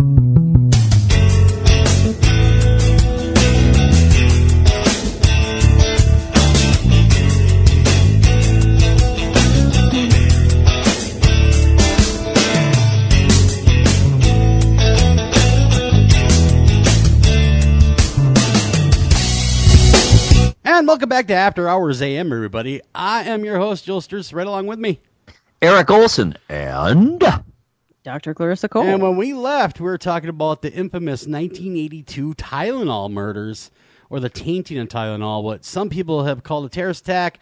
Dr. Cole walked us through the conspiratorial end of it as well. So very, very interesting stuff. And now I will let you continue, Dr. Cole, because there's a lot more ground to cover. And in fact, there was one murder, not dealing with Tylenol, but another painkiller that we're going to be discussing as well. Yeah, and that definitely, this other case definitely sort of informed me a bit about my theory with the Tylenol murders, and even before I'd heard about this next case, I'd always believed it was a woman. It just again, because of the time period and because of where the things were found, like poisoning. Men poison people too. It's not just a female crime, although statistically it is more women.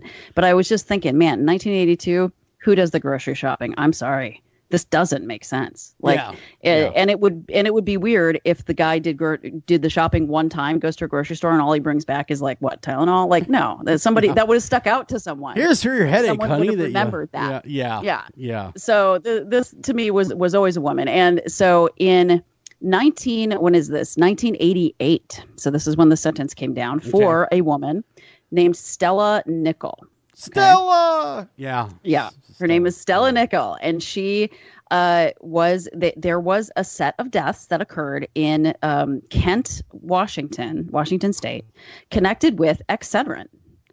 So Excedrin's like the headache medicine, right? Yeah. It's made by Bristol Myers, so no connection to Johnson & Johnson. And this was after the tamper packaging had So this but remember the other Tylenol case in 1986 was also after the tamper-proof packaging. I mean it was not foolproof, obviously, and it is not foolproof. It happened for a little while, So Stella's proof. So exactly. So what happened was a woman named Susan Snow. She was she died sort of suddenly. And when they did the autopsy, right, they smelled bitter almonds. And I've talked about that on the show before.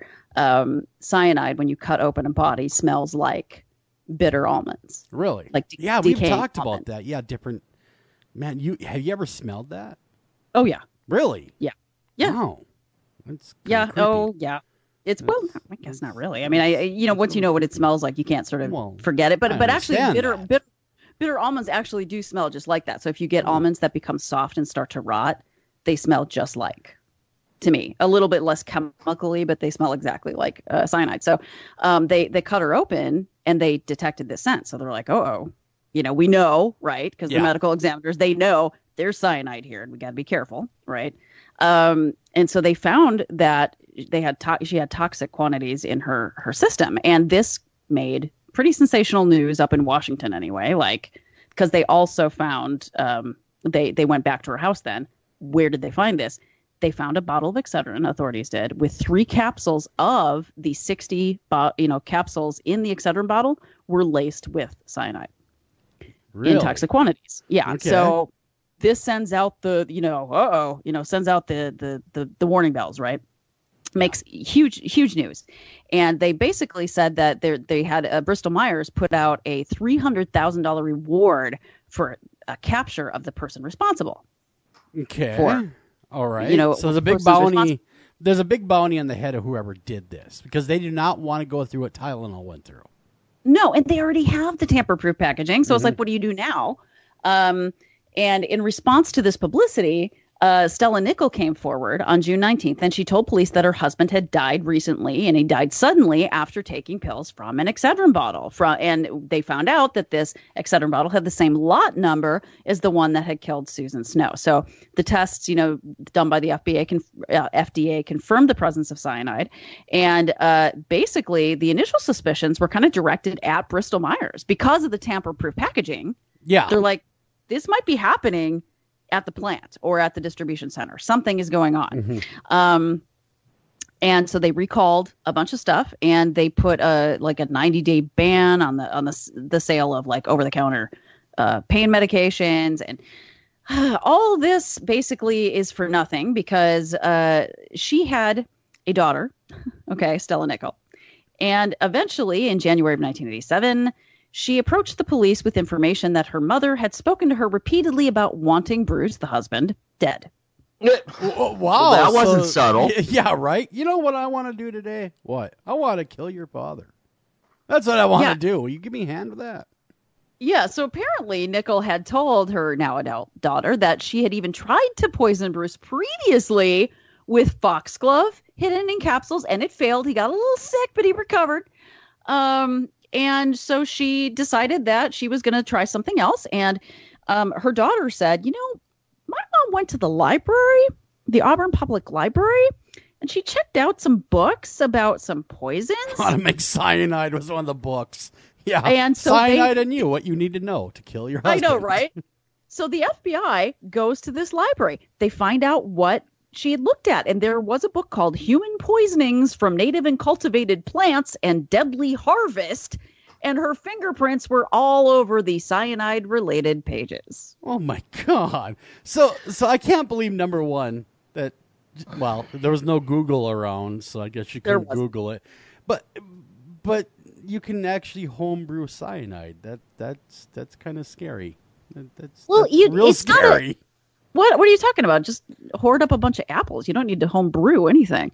Cyanide is found naturally in the apple seeds. Like I said, if I wanted to kill somebody, I'd just force them to down 2 cups of apple seeds. Done.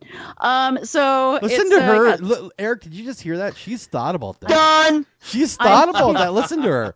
I'm kidding. 2 cups of apple seeds is ridiculous, first of all. That's insane.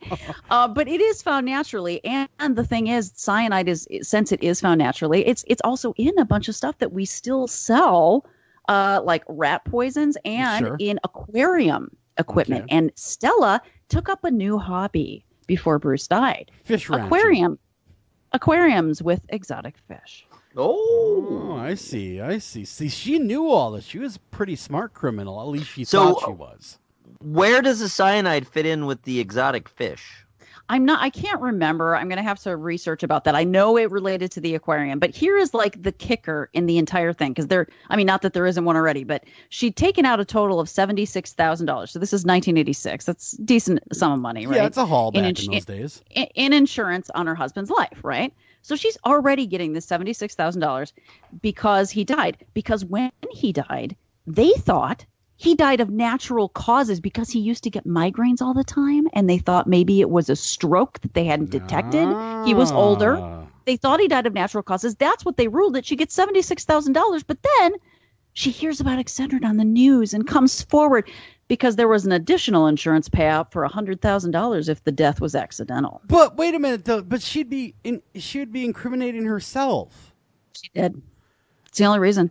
Yeah, but so she came. She could have walked away with $76,000 and a new life, but instead she wanted that $100,000 for the accidental death coverage. But didn't she realize that meant life in prison, so the money didn't matter anyway? She didn't think she'd get caught.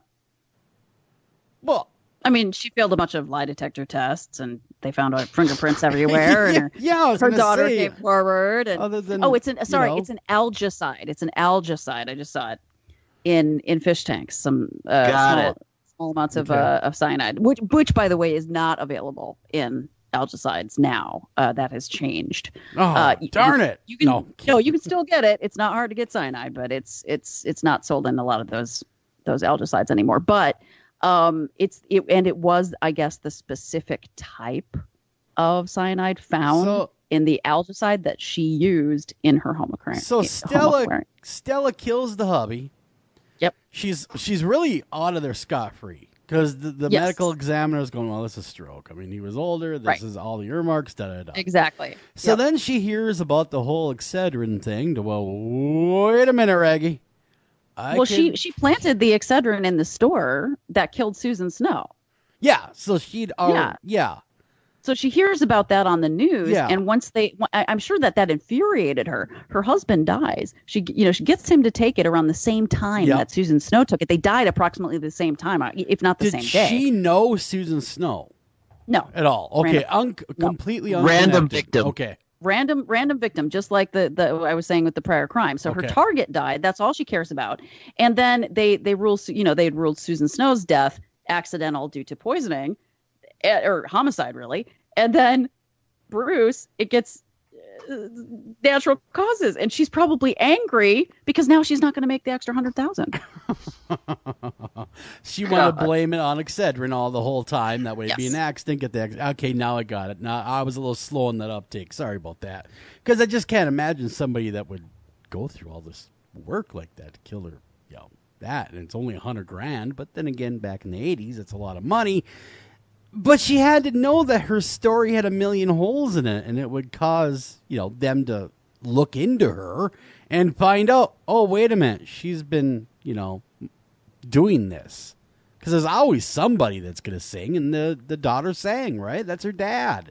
She killed her father.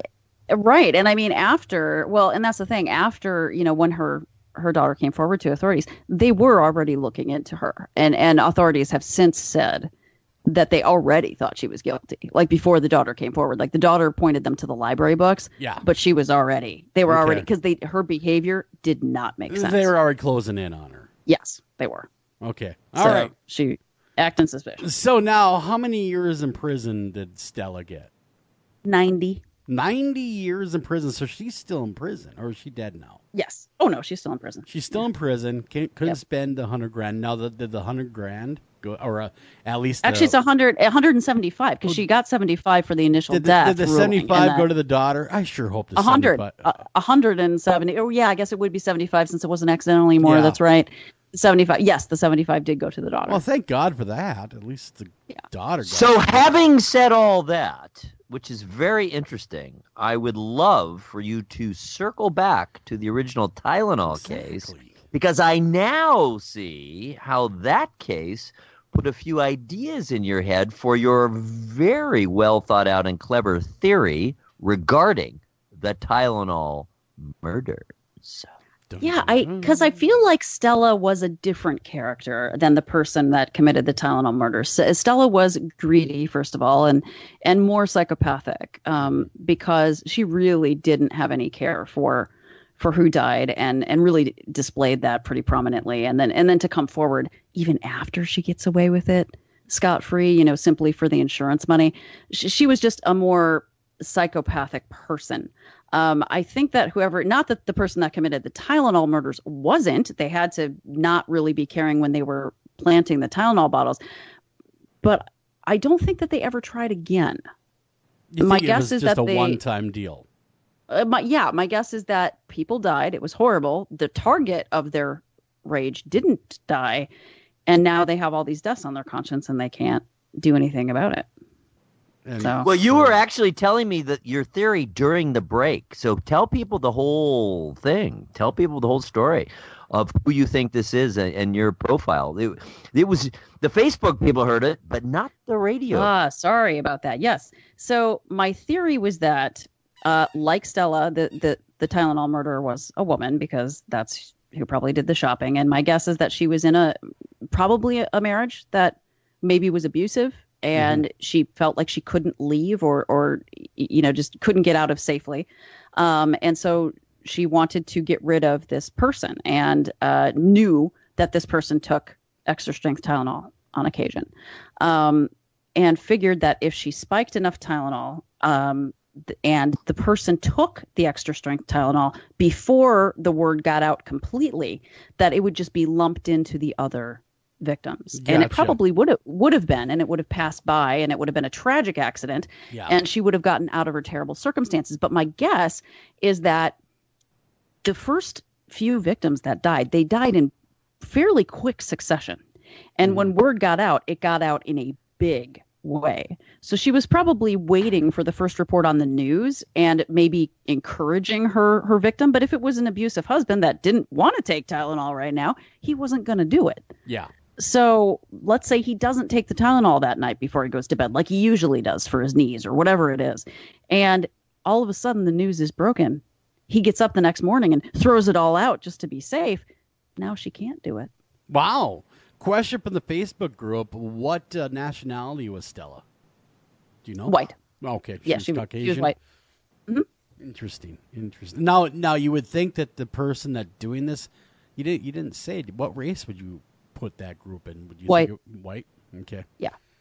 Interesting. Yes. Now, how'd that change everything for everyone though? Because that was when all the packaging came in, right? I mean, that was when all the craziness the first go around. I'm not talking about the Stella incident. I'm talking about the Tylenol incident. Yeah, that was what made the packaging come out, and everyone went crazy, and everyone cried, and it was nuts. Well, and the capsules themselves changed as well. So they took the Tylenol off the market that was tainted. Then they started doing that protective layer of foil. It used to be foil, and now it's some like foil plastic asbestos hybrid that you can't get through with a torch. Because God forbid you actually have a headache and need something. It's in the different caps. The caps used to be easier to get off as well. So they have all this tamper-proof stuff, but Tylenol went so far as to actually change the capsules. So way back when, you could take the capsules apart. It was just a powder inside a gelatin capsule that was white and clear, or white and red, or red and clear. And Tylenol changed that to become these hard capsules like they have now. They call them capsules, but they're not really capsules. They're actually just a tablet that is candy coated. And now the only capsules that they generally have on the market are capsules that contain liquid, because if they're punctured, you'd obviously know. Yeah, all that safety feature stuff. The powder probably worked better, though. I mean, that's people have been telling me that it was better back in those days, but, whatever. It did. It probably worked faster because your system can break it down differently. It's definitely better and faster than the hard form, the tablet form that's candy coated. Yeah. That's why they started coming up with liquid gels, because liquid is fast as well. But your body still has to break down a harder gelatin capsule. But again, this is all for naught people. But this is not the first time that people poison things that we buy. I mean, that's why we have society the way it is, and so scared of everything. You name it, we're scared of it. Yeah, but this type, people need to remember, like, even though I am being flippant about it, talking about apples and people poisoning other people, like this type of personality is very rare, like exceedingly rare. I would have to say the Stella Nichols out there are not many. Well, thank God for that. We don't want an army of Stellas out there poisoning our Tylenol and whatnots. No, and because it does have that terroristic effect. I mean, this is someone that is so terrified to get caught, that is so like driven. I would think that, especially with the Tylenol murders, that this is somebody that is driven, a driven person, but driven by shame. Yeah. And if other people die, it can look like an accident, and you might even be able to sort of deny it to yourself when it's over. Very true. Very true. Just forget it even happened. Just forget it even happened. Move on with your life. I mean, they're a very specific personality type, and you're not going to come across that very often. Most people, if they do ever think about committing murder, they're not thinking about other people having to die as a consequence. They're after one person. Yeah, they're after one person. That's an additional circle of hell, as far as I'm concerned. When you're poisoning the innocent just to cover your tracks, that's pretty grim. Hey, with our only 10 minutes left, this sure went fast. What a fascinating case, and I really admire your ingenuity in putting together that profile. You would, I guess, since the intended victim in your theory never becomes a victim, that person would be exceedingly hard to track down, wouldn't they? And but lucky. What I wanted to talk about, though, was what a corollary this is to the whole notion of Halloween poisoning. Sure. True. Because as we have learned, that has never happened, basically. No. At least that has led to a poisoning. It doesn't mean no one's ever tried, but it's never been a stranger, a random stranger doing it, is what you're saying. Right. It was the stepdad that wanted to knock off his kids. In Texas. Again, for insurance. Yeah, for and insurance. And he was very careful, too, about other kids, because I at one point his son tried to give a pixie stick to another kid. Yeah. And he was careful about that child not ingesting that pixie stick. So again, it's like they target who their target is. No, not Johnny, other people. You eat this pixie stick. Karen, you have this fresh one from a package that's never been opened. Well, no, and the thing that you need to remember about that is that terrorist incidents, okay, can they occur through poisoning? Sure, but that's not the typical method. So now terrorists often, most of the time, are men, okay? Generally. And generally terrorists are men. And if they're going to do a terrorist event, men almost always choose methods that are much more violent and much bigger of a display, like a shooting, like a bombing, like, some sort of terrorist takeover hostage situation. I don't know why. It's just that's what the statistics have always told us, right? So, or suicide bombing where they strap something to their chest, that sort of thing. So men go big. They go big and everybody knows what's going on. That is the most typical situation for a terrorist event. It's so typical that they almost don't occur at all in any other context. So we're afraid of these mass poisoning events. And I'm like, yeah, they don't happen. Yeah, they just Men they don't happen. It would seem the men want the notoriety on their way down. And they often want to go out with the terrorist event. And not only that, but you have to remember again, this is where the FBI was not thinking, in my opinion, is that terrorism, again, is an ideology, right? An ideology drives terrorism. So when you commit a terrorist event, you need to take credit for it in some way and explain why the event occurred. The Allah Akbar, if that is the type of event, or, all these types of people need to die because that is your ideology. You got to have a reason you have to have a reason. Yeah. That's what terrorism is about sending a message. Yeah. The Tylenol killings sent no message and no one took credit. It's not a terrorist event. Interesting, though. It doesn't meet any of the criteria. No, it really wouldn't be. It would be like you're saying. It was. I think you're really. A target you're missed. right on it. A target was missed, and that was it. I mean, I think the only way to potentially get down to who it was would be to collect receipts from those stores on the the days surrounding it and find out everybody that purchased Tylenol in the surrounding days, assuming that they had to purchase Tylenol at all, which they probably didn't because they were smart enough not to get caught in the first place. Yeah, no, very, very true. Very interesting. And like Eric brought up a great point. You know, for years, my mom and dad checked my Halloween candy religiously because the boogeyman might taint my candy, or the razor blade in the Snickers bar, that whole thing. Never did anyone I ever knew, unless, I've never even heard, again, like Eric, I've never even heard of a case, and I can't find a case to where that did come to pass. And that really does come down to family member danger, not stranger danger. Then. Right. Like, because who would do that? Again, there's no message. There's no, again, when you're thinking about tainted goods, poisoned things. Yeah. It's a terrorist event. What's the message? Just a bunch of random kids on Halloween. Yeah. I hate Halloween. And I especially hate kids. Yeah, I hate kids and Halloween. Damn you kids. Most of all, I hate kids on Halloween.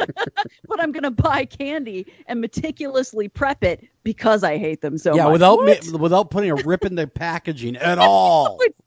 It's really dumb. Like, there's not that much effort that goes into a messageless crime. I know why they checked our candy. We all know they ate our candy. Of course. I want the stickers. That's what they were doing, because I do that. Yeah, we got to I'm just checking this. You do I'm too, the Eric. Canary, I'm the canary in the coal mine. You know you do it too, Eric. If I drop dead, don't eat what I was eating. Yeah, exactly. Exactly. I need all of your Snickers. I heard that they're all tainted this year. Oh, my dad used to do that all the time. Let me look them over. Yep, that's the serial number. Yep. Oh, yep, these are all bad. I need them all. They're all mine. I have an all-new generation of tykes to take about that. Around Isn't that on wonderful? Halloween. Yeah, my kids are getting wise to it. My 5-year-old looked at me and she said, last time I went trick-or-treating, she's not buying it anymore. She's like, I saw you, Mom, eat my candy. Yep.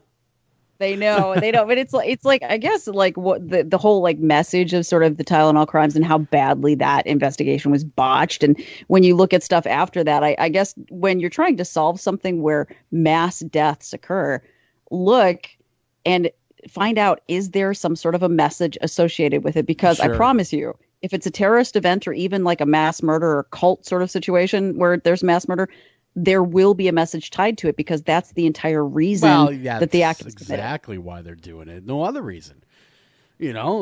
Terrorist event is really a political act in a lot of ways, or religious. Right. Exactly, it's right. Either religious or political, so you got to get your word out. Alien, that's sort of like some sort of weird ideology just because they believe it. But to think that in America there was some senseless terrorist event where somebody was going around poisoning Tylenol, it actually makes me laugh, because I'm surprised anyone thought that. That's crazy, because that doesn't happen. Hysteria was, was the Cold War back then. It could have been the Russians doing it for all we know. I get what you're saying, but even like I said, with the exclusion of the children's Tylenol, which was on the same shelf as the extra strength Tylenol, but it wasn't touched. I mean, this speaks to someone, in my mind, again, that may have been a mother. Yeah, no, I think you're right. I think your profile is probably spot on.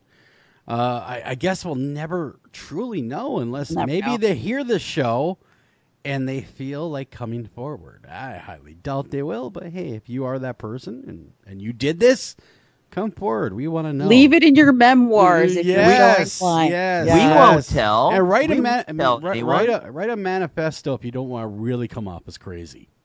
Have a reason for why you're going nuts, I guess. That's what we kind of I know that this person is a murderer, and it's ridiculous for me to even think this, but there is a piece of me that, if my theory is correct, there is a piece of me that feels like I wonder if they really appreciated the gravity of what they were doing until the news broke. Do you know what I mean? Maybe not. Maybe they were hoping that the target would have been it, and no one else would have been the casualties, but they didn't think it through very well. maybe they didn't. Like maybe they didn't know how much cyanide that they were using either. Like they didn't know if it would be fatal. I mean, a lot of X factors. We gotta get out of here though. Tomorrow night we're gonna be hitting you up with a high dose of paranormal. That'd be a lot of fun. Woo! Eric, what do we got on tap? Do you know off the top of your head? We have the brilliant Ohio filmmaker Seth Breedlove returns to the show. He's got a new film out. Very, very cool. Tune in tomorrow night. Same time, same channel, and of course on Facebook Live. Until next time, guys, take care of each other, love each other, and hey, take your Tylenol. It's safe now, I guess. After Hours AM is a production of Midwest Radio Productions. Please like us on Facebook and follow us on Twitter. And please visit www.americas-most-haunted.com.